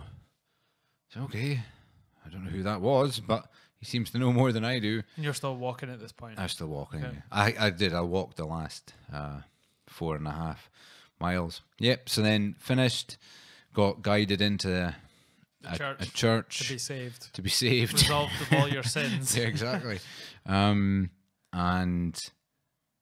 yeah, the place was just full with dead people. It was full with like people that had run the race, showered, had a massage, eaten, had a cup of coffee, yeah, looking fresh faced as hell. And the guys that were doing the 50 minutes running, 10 minutes walking, yeah, they obviously had no faith in me at all, because when I walked in the door, literally the boy just went, "Bob!" Like, so surprised to see me. I was like, don't be so shocked. No sign of difficult, man. No sign of difficult. Unless he just beat us all. Yeah. Or he took it off. Or he took it off or something at all. I don't know what happened with that guy at all, actually. I don't want to judge a man on his jacket. He just gave me a little bit of confidence at the beginning, that was all. Maybe I can... So, what were the sort of leaders like? What were their times? So... okay, so it was probably give or take a couple of minutes. I checked it today. It just went up today. I think the first place came in at 6 hours 35. Wow. I think top 6, first 3 men, 4 to 6 place were women, and I think it went from 6.5 hours to about 8 hours 45. Wow. How do you even run like that? Extraordinary, that's crazy. isn't it? Yeah, I know. There's one guy, apparently, I was speaking to his pal, he can do does sub 3 mean less than 3? Yeah, I think so, yeah. Marathon. So he does that and then walks for an hour and then just does another one. I was like, imagine being able to run a marathon so fast that you can just chill out for an entire hour and then go, right, I'll do another one now. But is he the fastest? No, I don't think he won, but I don't think he was trying, really. That's a crazy sort of like tactic. Yeah. Just go crazy for a marathon and then... But the guys that are winning it, they're just full marathon pace for 55 miles. Where did this all come out of? Because when I was younger, I always just assumed that the marathon was the longest anyone could run. You know, when you're really young. Yeah. And then it exploded out of nowhere. People are just in like these ultra marathons and the Moab and like 200, like the Bigfoot 500 or something like that as well. You just hit the nail on the head. Like, exactly. It was a case of where the goalposts were put at. So we just decided as humans, because of the dude that ran to marathon. His name was Marathon. Marathon. The place might have been called Marathon. No, I've been there. Have you? Yeah, well, I was in Athens and we had this woman who was like taking us around the Acropolis. Yeah. And she was talking about how the dude ran from 25 miles away. Yeah. And his name obviously was Marathon. Yeah. And it was a crazy story. It was so cool to be in the place where all this sort of stuff happened. Yeah. Anyway, yeah, I'm digressing. Way cooler. His name was just like Ted. Yeah. Folk just ran a Ted Ted. Marathon. When I run the London Ted. Or balls. The balls, yeah. But so basically, that we've just said to ourselves as people, well, that's the go-to distance. That's what we can run. But I really think this whole it was born to run. I mean, that book changed things. It's a really well. In what way did it change? That actually we can shift the goalpost, because the big thing about this tribe that run this distance, God, it's been so long since I read the book, I can't remember it. But the thing that their secret was this food that they ate. Okay. This is how they fueled themselves. They would eat and run. Steroids. And eat and run. But human growth hormone. Exactly. A little bit of anabolic steroid mix there. Christ, I was thinking about that leading up to... Anyway, different story. And, yeah, just change the goalpost. Like, why have we said to ourselves we can only run 26 miles? Because it turns out we're capable of doing that. Like that guy... drastically more, though. Drastically more, yeah. I mean, think about some of the marathons, ultra marathons that are going on now. That is like almost like 5 times more, probably more, you know, across the span of a week. Do you think if there's anything that human beings evolved to do, it was run an ultra marathon. Yeah. It was to chase down a beast that can't sweat till it's done with exhaustion, and you just sweat and just blow it over, because we can just keep going and going. Like, push it over. Yeah. I mean, but that was seen as the sort of the upper ranks of that is 26 miles. When you think about it, that is a long way to run. And now half no, season. on you go. You can go for it. And now it's like sort of comprehensible to run 50 miles, and that's like the lower end of the sort of ultramarathon, is it? Yeah. That's crazy. Like you could essentially run from Perth, Scotland, all the way to Glasgow in 11 hours. That's what I was thinking. Well, it's funny, my dad... But it's not the time. It's the fact that you can last that long to do it. Yeah. Like, you can physically go and run that. Not the time. The time doesn't matter. It's the fact that you can consistently just run on one stretch to get from one place to the other that far. And it is really, like, the sort of 8 miles between 32, 33 and 40 miles. Like, if I'm going to be tired, it's going to be at that mark. And... that was the moment, like what we're just talking about. Like, I didn't. It just felt like something had taken over in that sense. Like I'm just in the zone. Yeah, I'm just totally in the zone at this mark, leading up to 40 miles. This is where I feel my strongest right now. I was holding the same pace then as I was at the very beginning, and then I started to teeter off. I guess you become sort of more efficient. Like everything you've learned up until that point during the marathon that you're sort of optimizing. And then... See the difference as well, though, in like studying correct running form. I'd never paid any attention to it before. So things like, okay, so my pace is slowed. I'm feeling shit. Upright. Like instantly, just remember, like one guy's as if you've got a pole sticking out your head down your body, completely upright, not looking down, looking straight ahead, and instantly you just correct your posture, and all of a sudden you're back into that sort of that form, and nip to hip, and then I was finding it again. It's just adjustments, every so often to sort of keep you in optimal position, I guess. And I was making a point. I think it's a thing at ultras, footwear. Everyone was checking out everyone's feet. Everyone, like I could see at the start. Everyone was. It was like. In fact, I caught one woman looking at my shoes. She's wearing high heels. Get her out. But almost everyone I saw, other than a couple of folk, had like zero drop shoes on. Okay. No one was running in. Who makes them again? Mine are called Ultras, Superior, but there's a load of... Is that a brand? Or is it that's just a brand, mark? yeah. So there's a guy here... Oh, how did this happen? So I was looking to do some running courses, and I just went online to look for running workshops. I found a company down south that travelled to Scotland, sent them an email. They said, we don't have any up-and-coming workshops, but perhaps... this guy can help you. God, I can't think of his name. I've got his email and my thing. Anyway, it turns out he was an Edinburgh guy that about 5 years ago, keen runner, but about 5 years ago took the transition to barefoot running. Right. And he's made a load of YouTube videos that are online, but he also has like this online shop. And so I just sent him an email.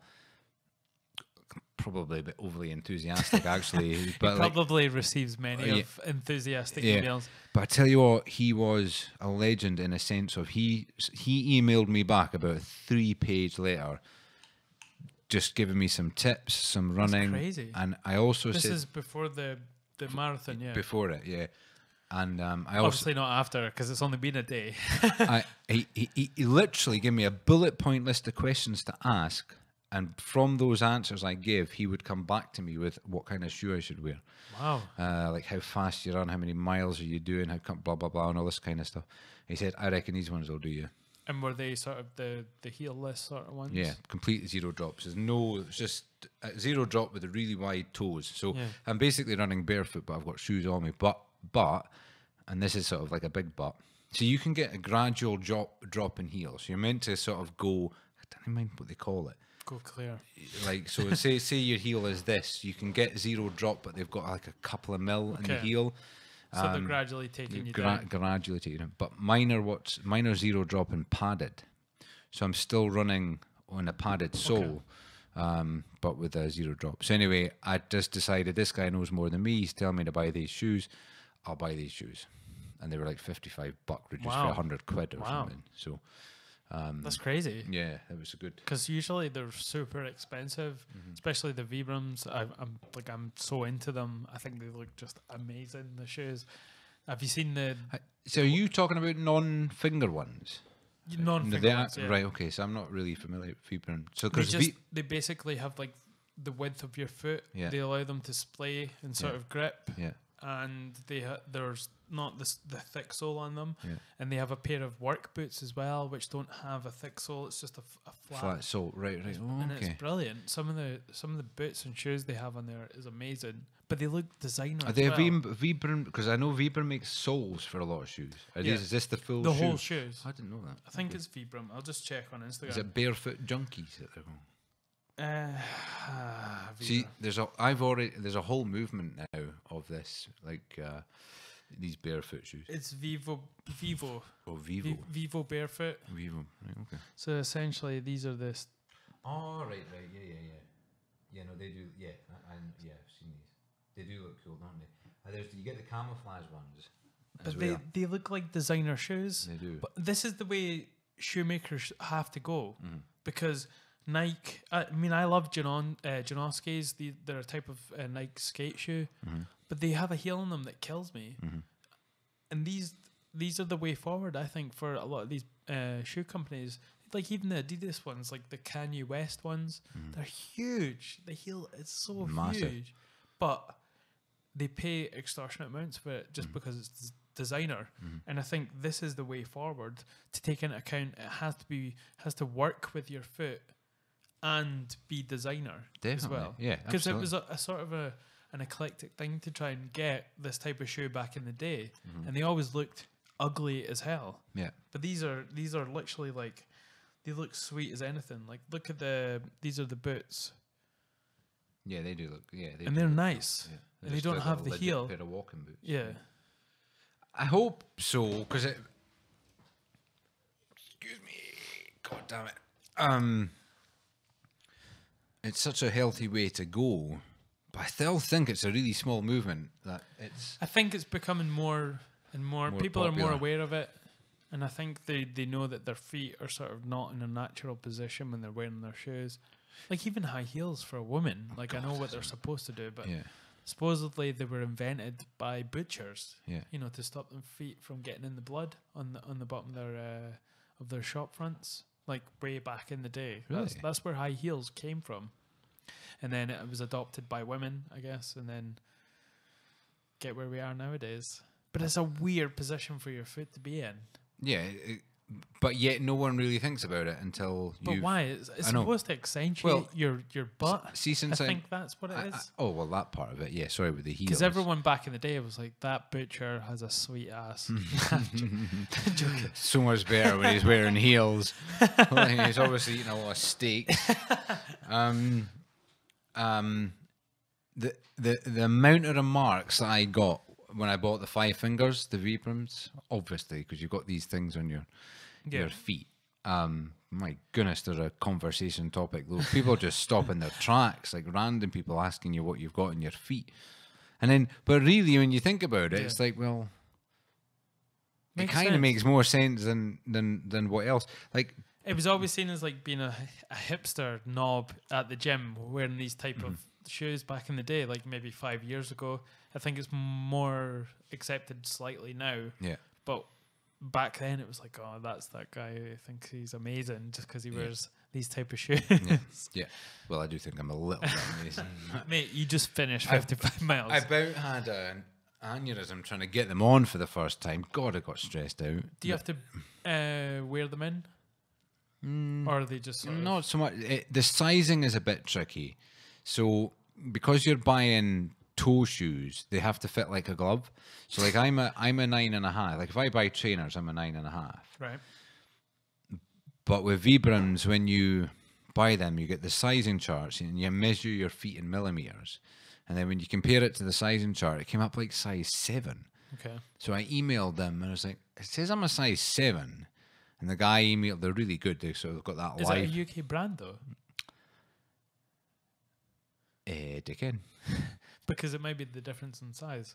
Oh no, I mean, No, because they had the Europe, America, the whole thing. Okay, sorry. So I measured. The guy messages me back saying, "No, my mate next to me, he takes a 9.5 and he wears 7 Vibrams." So I ordered the 7s, got them, and they say from the get go, if they don't fit, send them back. I think they're quite used to it. Yeah. So I got them. I got the left one on, and it felt super comfortable, but the right one. Nah, not so much. Yeah, and because my right foot's a bit bigger than the other one. That's funny that everyone has like a slightly bigger foot. Yeah, mine just quite a bit.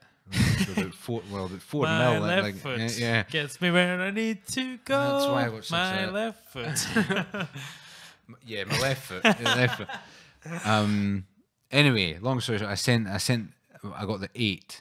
I went back and got the size 8, and it was fine. Right, it was perfect. But the problem is, it's a whole size difference. I had just bought Solomon trail shoes, like good shoes. Yeah, that's what I'd been doing my training runs in. Really narrow. I only bought them a couple of months ago, and they were like the best shoes I'd ever bought myself. Like really legit trail shoes. And when I put them on, I remember thinking, God, these are comfy as hell. These are so good. And when I was running in them, I was like, it felt like they were running for me. Yeah. But see, within a couple of weeks of doing the bare feet, even in a couple of weeks, your feet change and they get wider. Yeah. Because they actually start splaying out. Yeah. And then when you put your old shoes back on again, they don't fit. They don't fit anymore. What size shoe are you? That's a very personal question. I've got a pair of 9.5 Solomons. No, I'm going straight to the Vivos. You're going straight to yeah. So that's that. Yeah, you have to basically throw all your old shoes out. I might, which is kind of the point anyway. But I've got to that age where I don't really care about wearing that sort of stylish shoe anymore, because these are so like they look legit. These type of shoe, like I would happily just wear them instead of like I'm wearing Nike Janoskis right now, and they kill me. Yeah. Like the heel, I can feel it when I've been doing sort of heavy weights recently, and I take my shoes off when I'm doing deadlifts and squats, because I know that they're going to kill me. So I just have my fat. I've always lifted when I'm doing those types of movements in bare feet, and it just feels better. So what do you think about it? You do everything else at bare feet, like all your martial arts and stuff. You probably got quite. I would imagine your feet are pretty adapted to bare feet anyway. You would have trained a lot in them. But that's what I'm talking about. And I think that's why I feel these shoes so much, is because my feet are sort of adapted to being not in a shoe, that this feels like terrible in these types of shoes. Yeah, I can understand that. The last time I was at work there, the week prior to Wednesday last. Oh, you've been at work like 2 weeks ago. Great. Yeah, exactly. Week on, week off now. I always take an abundance of shoes to work with me, because I've got like, I don't know, shoe fetish. Shoes for running, shoes for this or whatever. Shoe la la. Shoe la la. Or because I had so many new shoes. But you know what? I keep a pair of shoes by the door to go out, because I don't know, put stuff in the bin or whatever. It's like an old pair of trainers. But see, when I was putting them on at work, because I've been doing this whole barefoot thing, I'd go outside, and just from going into that heel, which is something I've used my entire life, but just having that short break from it, I almost felt a bit dizzy. Yeah. I could put everything off, like completely. I was like, nope, I'm just not going back at all. So you were just like running without anything on your feet? I was, yeah. Well, on the running machine, yeah. Oh, on the running machine. Yeah, just getting. So not outside. No, not outside. Okay. I didn't take it that far. Not in the Vibrams, and I just had it in my head. Okay, like I'm injured. Let's just try and go against the grain, and I don't know, see if I can really quickly condition my. I don't think my form was terrible to start with. I think it could have been a lot better, but it certainly wasn't dire. So I didn't have much of a heel strike. So the adjustment was okay, which is why I think I've got away with it. Because what I just did yesterday, running in zero drop shoes without any transition period, is not recommended at all. It's maybe what fucked your knee up as well. You know, part of it.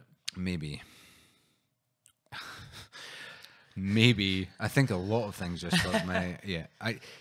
But really genuinely, like seriously, like my days now of just going about things the wrong way, I was like, if I do this, I really, really like this. Yeah. Like I like this game.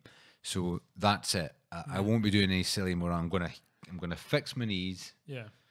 And then I'm just gonna start running, but sensibly, properly. Yeah. Like get the shorter runs in, get my faster runs in, get some long runs in, but just build myself up again because I want to be able to do this again. But I mean, that's ultimately what I was going to ask. Is it something that you want to do again? Yeah, the goalposts have shifted now. Problem is now, once you get past 55 miles, you need help. Right. Really? Yeah, you need you need someone to you need a crew. Like you can't do a 100-miler on your own. You need your mate in a minibus following you. Well, you just need to nail 55 miles and then you'll get sponsored. No bother at all. I've only got 6 hours to catch up with Mr. Winner. Have you still been doing your stuff on YouTube? Is this something Robcasts? Have you done anything to do with the marathons on? No, I was a bit... I didn't want to jinx it towards the end. I'd already sort of broadcast on Instagram I was going to do it, and I felt like a bit of a twat after that because I hurt my knee. I think it would have been a great sort of time, though, for someone to talk about their first time doing this leading up to it, because there's not many people that can say they've done an ultra marathon and then sort of documented the whole process. Yeah, and no, I did think about that completely.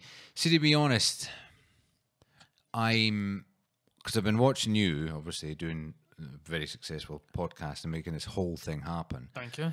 And it's awesome, and I love it. Yeah. And I'd be lying if I said I didn't want to be sitting where you're sitting right now. Because I do it and love this medium of communication. Yeah. And this is everything that is coming out of my mouth now. It comes from podcasts. Yeah.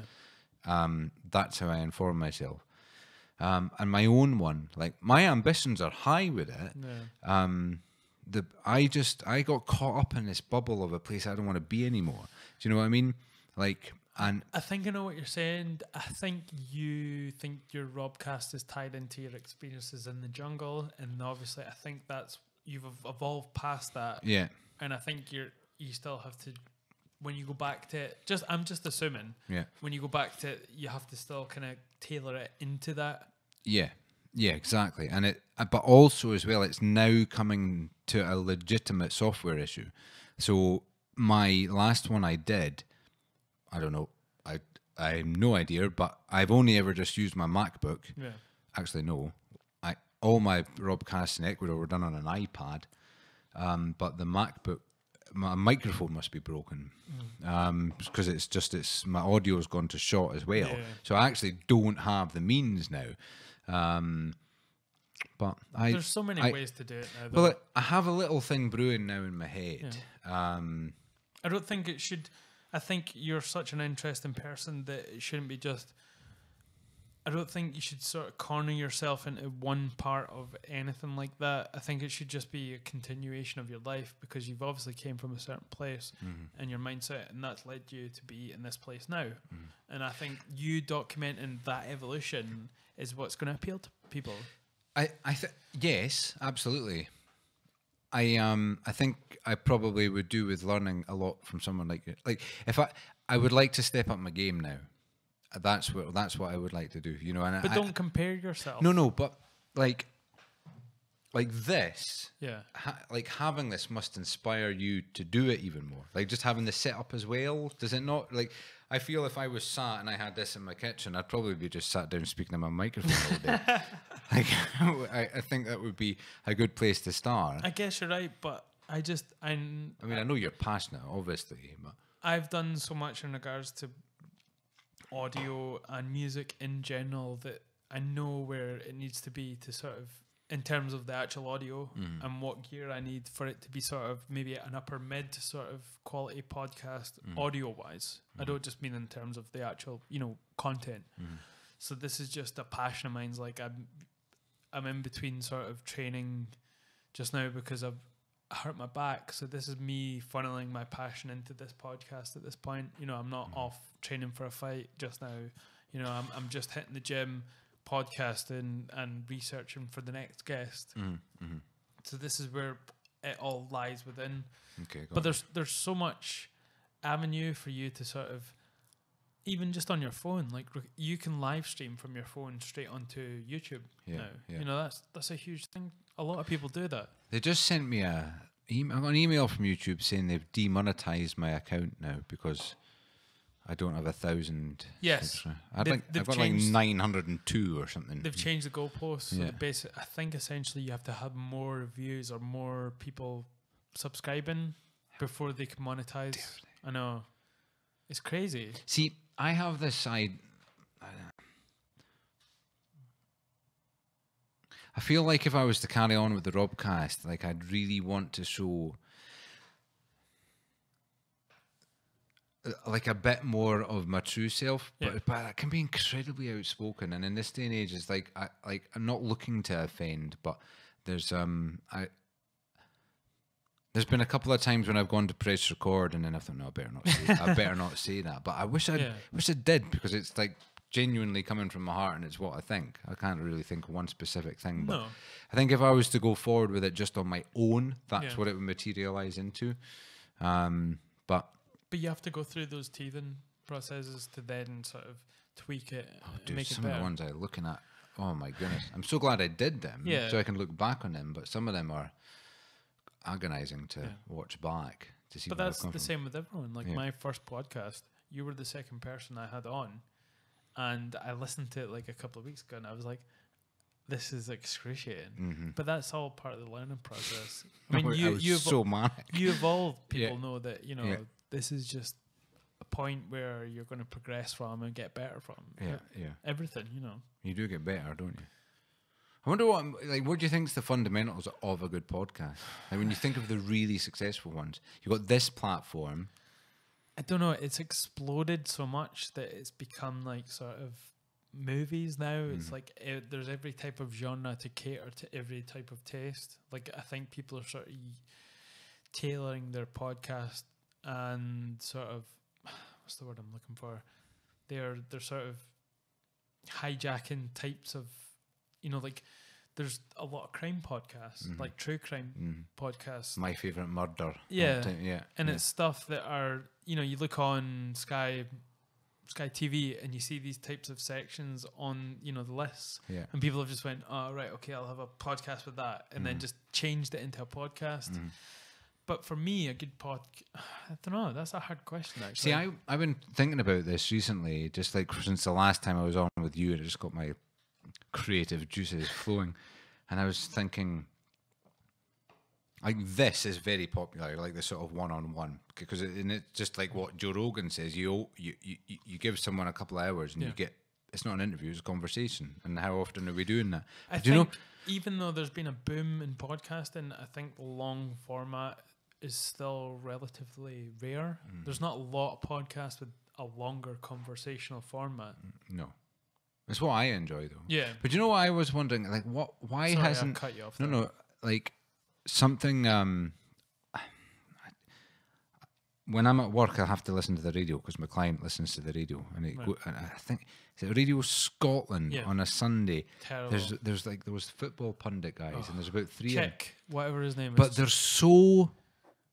Banal. Scottish. They're so Scottish, those guys, that folk love them. Yeah. Like, that's what they're tuning in for. I don't think it's even the football banner. It's just hearing that accent. It's that accent. On a radio. And that got me thinking about podcasts. Like, I wonder why there's not more of that. Like, something typically Scottish. Colloquial. Yeah, or like English or whatever, where one nation actually really just... It's not even about the context, it's just about the fact this is clearly made in Scotland by a couple of Scottish guys or girls, Yeah. I think there is a giant gap just now for... I wouldn't say Hollywood per se, but there is something missing in Scotland and even the UK where it has that sort of creative epicenter. There's not really a go-to place in Scotland or even England, really. I mean, London's is about it, but it doesn't have a huge sort of thing towards movies, podcasting, or comedy. There's not like a huge comedy scene, really. It's very individualistic. comedy in UK, it's like if you make it, it's off your own back. You know, there's not a sort of a group that gets together. And I think Scotland is crying out for a sort of creative epicenter. You know, I think it really is. I think that. But there's so many great creatives though. But there's not a sort of a group. And I've been thinking. Sorry, I just No, go for I'm it. in the thought path here. I think it comes from, and I've talked about this in a few podcast episodes. In America, people sort of love success if you're from like a down and out sort of situation, and you make it. People in Scotland, if you're making it, people hate you for it almost in a sense. Yeah, totally. Yeah, that's. Yeah, I just got deja vu or something. And that was really familiar. Yeah, and they won't sort of. It's not. Yes. Yeah, it's not as encouraging. No. Like, yeah, it's like, yeah, man, good for you. Yeah, you done it. You done it. You done it. It's more sort of. There's an elitism in sort of Scotland with creatives and anyone sort of trying to get out of their place. It's not seen as something. So, or one up in you. Like I ran 5 miles. You know, well, I ran 10 miles or whatever. But I think that could be a really good little, I don't know, niche. Do you know there's one of the many hours of Jordan Peterson lectures I was listening to, and he was talking about a genre of physics that I've never heard of before. Porno physics. I've heard of that. Studied it. I've got a degree in it. Is it epiphysiology? Oh, God damn it. I wish I could retain information better. But me too. It's a really unknown area of physics. And essentially, so, God almighty, I should think about things before I bring them up so I know that I can explain it. Okay, so you get successful people and you get unsuccessful people. And there seems to be, no matter whether it's communism or capitalism or whatever, you just always get the rich and you always get the poor. And why is that? Yeah. Well, it turns out that in this genre of physics, that they can do these equations that work out. That, so, for example, okay, so say there's a... I'll just hold you there. Okay.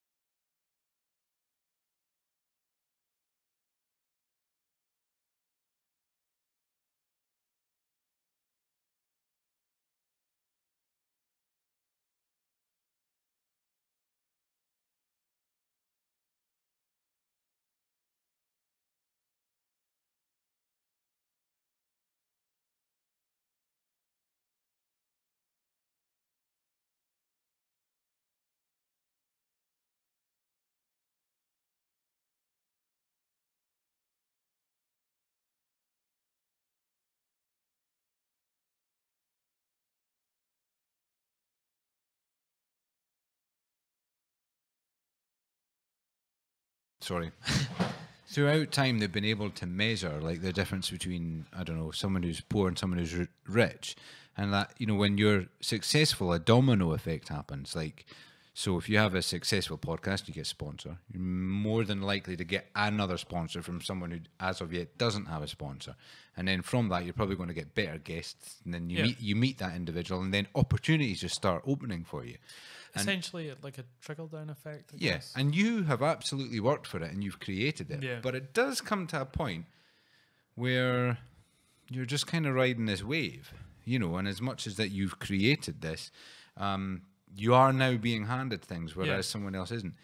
And apparently they can narrow it down to an equation, which I'm about to butcher completely. But say there's 1,000 podcasters. Okay. 100 of those podcasters might get airtime. But you'll only ever pay for 10 of those podcasters. And it'll only ever be the top 5 that actually ever make it into making a living. But those numbers are probably wrong. Seemingly that number is consistent throughout life, like in any walk of life, with regards to being successful in something. I was just bringing it back to podcast. I guess that it makes sense because that group has to exist for that then 5% to come through. Yeah. It makes sense that it's something that's built off the back of a bigger... But it always breeds inequality in a sense as well, consistently. The suggestion is that you can't live in a world without inequality. That is actually impossible. With Which is a 7 whole other conversation. with 7 billion people, it's completely impossible. Yeah. Yeah, and at the other end of the scale, you know, maybe you are suffering from less fortune than someone who's successful, but you really enjoy listening to their podcast and it makes your life better and has you filled with ideas like going to Ecuador and buying steel maces and kettlebells and running ultramarathons. Because all of those things I done because of podcasts. I definitely think See how professional I was. I brought that right back. That's a callback. In the professional world, that's what it's called. Callback. But I do think it's something that you should sort of try and bring to people again, I think. You think so? Yeah. Start it up. I think people want to... I think it's just whatever you're feeling at that time. I think what makes you great at these types of things is also what gets you out of it is your head. You know, you're great at doing this ultramarathon, but you progressing with something like a podcast is you kind of think about it too much. I think, you know, what effect and what people might think, but what you might cause people to think. I was going to ask you, like, off air, but I'd asked you the same question the first time I came around, and I don't like it when I'm repetitive and not doing things. I'd rather be sure I'm going to do it, but I got a little bit of money that I didn't earn from something, not a lot, but enough where I could actually say I could afford to buy some equipment. Because since the last time I was on here and I saw all this, I thought, mate, I want the setup. Right. Like, genuinely, I have been thinking about that. So I was thinking about saying to you, hey man, here's some cash, show me what to buy. Because I don't have a clue where to start when it comes to this lot. This like thing, mics and stuff like that. Yeah, just like, I don't know what you're doing over there. Like at the beginning when something wasn't working, I had no idea. You're twiddling tunes over there. I don't know either. No? I don't know why it wasn't. No, I do. Is that just all for show? Basically, it's just connected to my phone. Do you want to know? I just on right now. First place yesterday. Rowan Boswood, 6 hours 45 minutes. Boswood. Yeah, Boswood has got some balls. And what did he get? 6 hours 45 minutes, followed by Roger Sangster, 7 hours 14, and then Mark Bronwich, 7 hours 36. So kind of to bring this all back together, what was the thing that surprised you most? What was the thing that shocked you most about doing this? Like when you were doing it, you were like, oh. I feel like I should say something like where my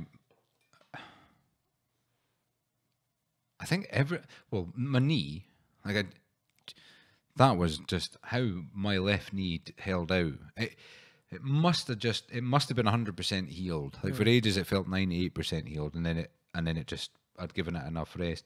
But I think what shocked me the most was getting to the end. No, because I feel like I wouldn't have put myself in for it if I didn't think that there was a possibility of doing it. But what shocked me the most was my times. One thing I've learned from this is I can run a damn sight faster marathon than I thought I could. Like if I want to. But that's the difference between doing the Murph on your own and having Rory Maiden stood next to you whilst you're doing it. You're talking 30 minutes difference in time. Like, so maybe more competitive type of things is what, if I wanted to, up my speed. That surprised me. And just the human body. Yeah. You know, what really, and I forgot to mention this, what was really getting me through in tough moments was I'd look at whoever was in front of me, who would be running, and I'd say to myself, they're just a human being. Yeah. Exactly the same as me. Mm-hmm. And they're still moving. Yeah. So I'm going to keep moving. And I tell you what, there was all shapes and sizes there. Really? Yeah. I mean, a good handful of very stereotypical runner lookers, but also on the other end of the scale as well. Wow. You know, there was a dude behind me in between 45 and 50 miles, and the least likely runner you've never seen. I mean, 6.5 foot, chunky man, calves the size of my thighs, not a running physique at all. And he was just piling it in, chundering, just shows you that there isn't a sort of stereotypical runner, body, or I guess. Obviously there's a a highly, what's the word when you take a certain thing and sort of make it really good? I have no clue where you're at on this one, mate. I've gone full retarded here. Like an ultimate type of body that's sort of super just well. Are you thinking of like endomorph? Like tweaked so well for this that obviously they're going to stand out, but there is no sort of ultimately overall body that's sort of super well done for it. Well, no, adjusted for it, no. But I mean, yeah, I could definitely tell the elite when they first started up. They were also kind of that shaggy, laid back, long hair. Oh, I did. Can I mention my CBD oil on here? Of course. For the running. Oh, I was going to ask you. Did you do this while you were on anything? So I took a tin full of painkillers because I thought about my knee issue.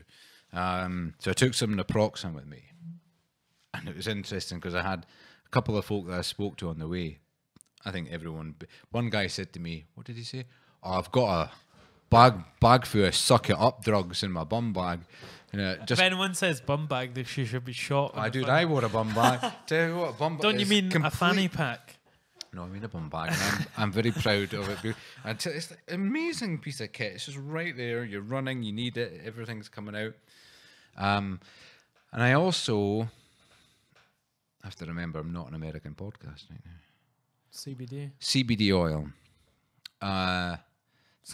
You're talking about the cannabinoids. So so this is a CBD oil that I get from a place that is not UK. Yes. So with leaning towards more THC than CBD, fantastic pain relief, anti-inflammatory, and has other side effects too. Is that something that you found was common throughout that sort of style of running? Like the more you researched, did you hear more about it? The more I've researched and the more I understand in the States, it's not uncommon for long distance runners, which ultras, to even smoke a spliff beforehand and or during. And I may or may not have had one pre-rolled in my bum bag. An emergency one? An emergency one that I contemplated maybe at 10 hours in. You may or may not. But I decided against it because I was aware that I was going to have to be around people towards the end. However, that being said, my CBD oil, definitely indulged in that during the way. Highly recommend it. I don't know how the race would have gone without it. What's your experience with CBD? Because it's something I've thought about maybe sort of toying with. Is it capsules or the oil? Is it actual oil? Okay. Yeah, so it's this is like a 50-50 mix. So I mean it's not like a CBD oil that you're just going to get the pain relief from. There is a little high from it as well. But definitely with regards to things like pain relief or any sleeping issues or anything like that, or I don't know, generalized anxiety, it's a must. I mean, I know people that have stopped using amitriptyline for fibromyalgia and are using CBD oil and finding it more effective and getting a better night's sleep and less pain. The only annoyance with CBD oil is the British government you build a tolerance really quickly. Really? So you're keeping to take more and more. Okay. And when you're having to buy it from abroad, that's an expensive thing to do. But so needless to say, by the time I stopped running, it wasn't until I stopped running I realised I was a bit I could get away with it for a while because I'd just ran 55 miles, but when I got back to Chris and Linda's, I was like, wow, I'm a little whatever I am right now.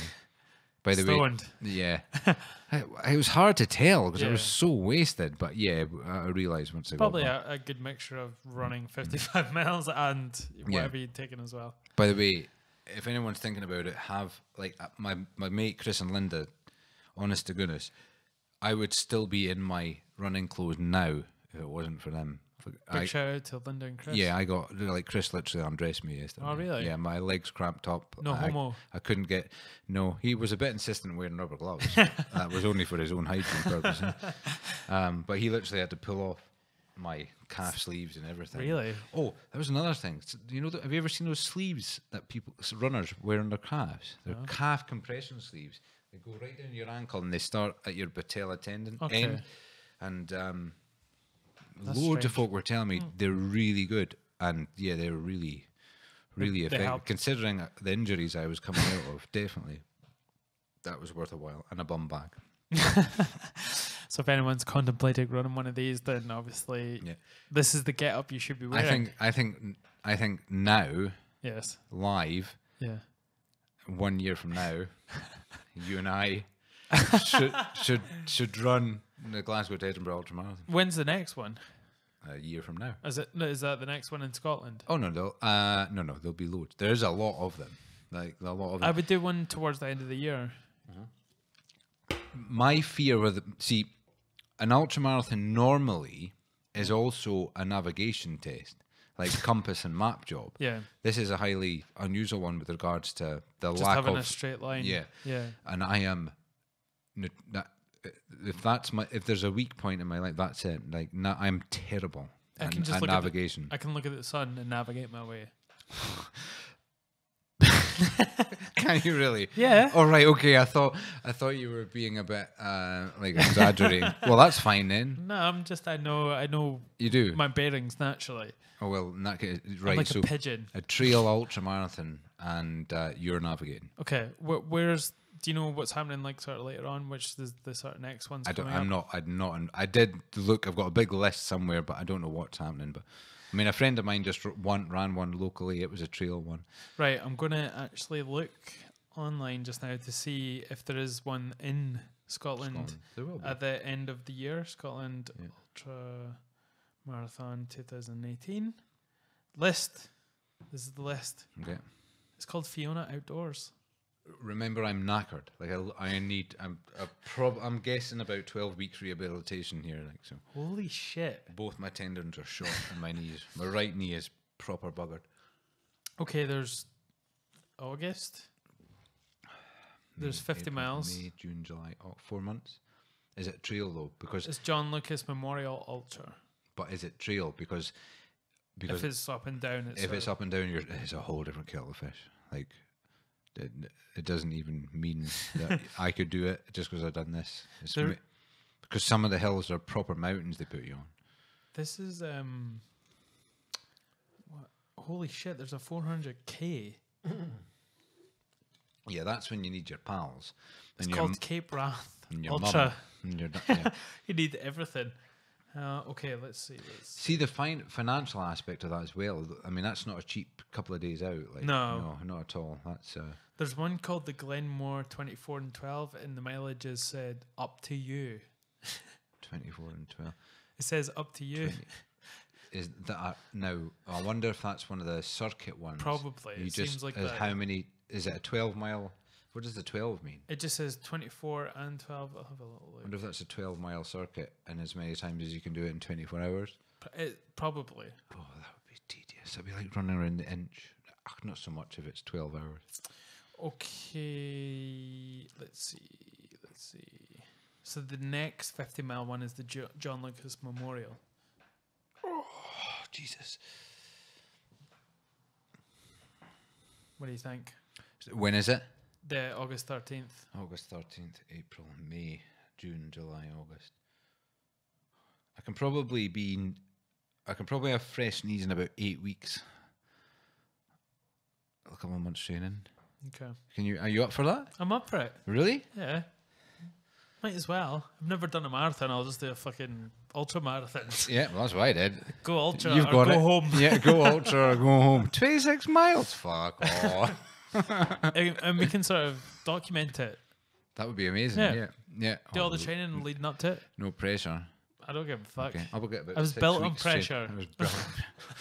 I made pressure. Literally, the cord was right around my neck till I was 24. I would love to run an ultramarathon. But I tell you what, though, see, running with someone, it's like that's a different game because you're so in your own head. Like trying to, I guess there's going to be positives and negatives to it. I tried for a couple of miles. Like there's one lassie that was running with me for a bit, and after like I don't know 10 minutes, I was like, I need to fucking do one Do you know what? Maybe we should do. That's why I'm single. Maybe What? you, Yeah. maybe Rory Maidens, try and get him in. He's out, man. He can't run. Why? Oh yeah, You've 'cause he has you've just ripped his heartstrings out right now because listening. You just reminded him. his tendon strings. You mean? Yeah. His Achilles. You can follow us on his bike Yes, or swim. that's true. Yeah. Maybe we can do like a bigger one, and he can be the team, the 1-man team. One man team. Yeah. No. Yeah. Let's stick Yeah. to the 50 mils. Okay. Okay. Yeah. We'll sort it out. We'll sort it out. So this is the place, right? This is the place. It's getting done. Right. Okay, it's official. That's the handshake. This will be our the Facebook picture. I've got a medal. Okay, so we'll just end it on this. Okay. I'm just gonna ask you a few questions. Yeah. Relax. Favorite movie that you've seen recently, or one of your all-time favorites? Ex Machina. Ex Machina. Yeah. Just watched the new Annihilation. Brilliant. Good movie. Holy shit. Yeah. Really like that director. Yeah. Yeah. Just love it. And if I wasn't with my current girlfriend, I would be like married to Natalie Portman. So that's great. I'd be married to the robot in Ex Machina. Probably. Swedish girl, whatever. Oh, the girl that's playing Tomb Raider. Tomb Raider. Lara Yes. Croft, Yeah. Yeah. I was kidding about the Natalie Portman thing. Natalie Portman. Yes, that was my favorite movie. Did you like Annihilation? I did, but Trippy as hell. yeah, proper. That's The end is yeah. amazing. Yeah. I do.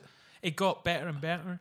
Like I didn't understand the some of the genetic parts leading up in the middle. Yeah. But when it got to the end, that was just like amazing. It was fantastic. Yeah, I'm looking forward to seeing what that guy does next. Actually, I know, because he's just went trippier and trippier. The bigger the budget he's got, he went from Ex Machina to like Annihilation, and it's. Does he insane. write for those actors? I feel like he has an actor in mind and says, "Oh, I'm going to write this for you." I'm not sure if he did that. Maybe with Ex Machina. Yeah. Because it seems like all those parts were made for, Donald Gleason and what is that girl's name? Alicia Vikander. I know my small She brunette. was a robot, and I was in love with her all at the same time. What I loved about that movie is this feeling. Someone reviewed it and said that there was a feeling of silent panic all the way, and to convey that, and her acting was amazing. It might be the way they've edited it. Yeah. I'm not sure, but her acting in Ex Machina, that silent panic, that's hard to get across. She was pretty genius in that. Like Yeah. the whole concept, like for you to almost experience what he was experiencing, like that sort of uncomfortable. Because you were starting to feel like you were in love with her. Yeah, I'm falling in love with this Yeah. robot woman. Yeah. She's beautiful, but she doesn't have a body.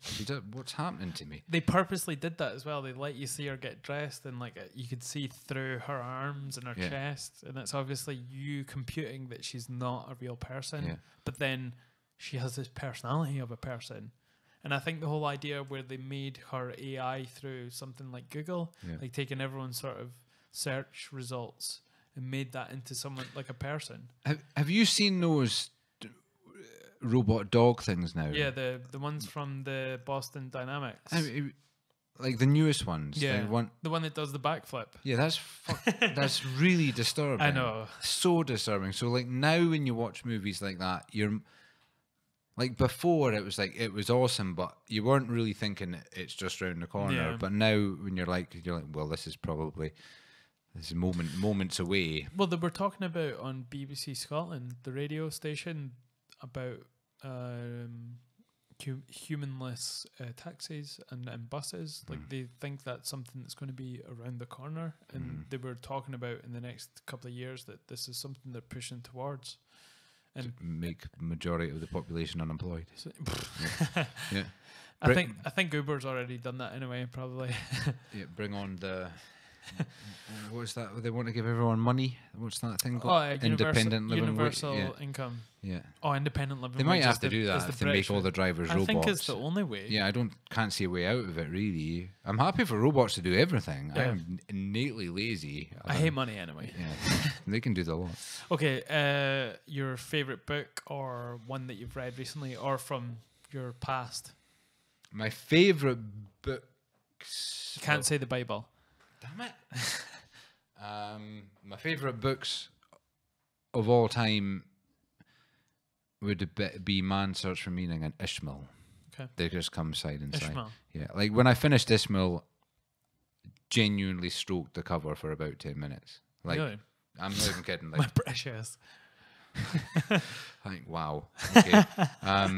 Those two books definitely. Man Search for Meaning because, have you read it? No. Viktor Frankl, very young psychiatrist locked up in Auschwitz as a prisoner. I think I've heard of this before, actually. Yeah, and basically his psychological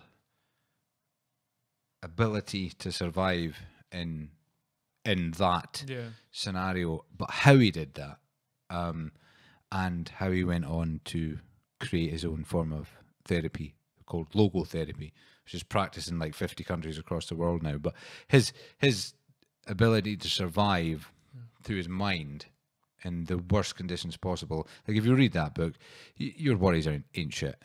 You could go to an ultramarathon. Yeah, exactly. Basically, yeah, it's exactly it. That's you should just read that before you go do it. See, Man Search for Meaning. If you probably Googled, I don't know, 10 famous, relatively intelligent people's favorite books, it's going to be on there. It comes up a lot. Okay. Like, it comes up a lot. Okay, and we'll end on this. Favorite quote. Favorite quote. Yes. No, coat. Your favourite coat. Oh, favourite coat. I used to have a Nevica ski jacket when I was about 15. No, you bastard. Your favourite coat. Oh, now you put me on the end. Probably an ultramarathon is an eating contest with a little bit of exercise thrown in because it's the one that's got me through the last and it applies to you 48 now. hours. It applies to me now, yeah. I wish I could have thought of something a bit better than that. That's fine. Sorry, That's cool. That's Thanks for coming on again, man. What is? It's been awesome. It was awesome. It was very cool. We'll have to like wheel you down the stairs. I think so. I'm not even. My knees hurt so bad right now. So where can people sort of follow you on whatever social media? Yeah, the usual Instagram, Facebook, YouTube. It's all just under Robert Garrett, if not Bobby G. Okay. 81. That's Sweet. all. That's all I know. There's not much going on go there right now. follow him. Yeah. Do it. Anyway, thanks, man. No worries. Peace. Cheerio.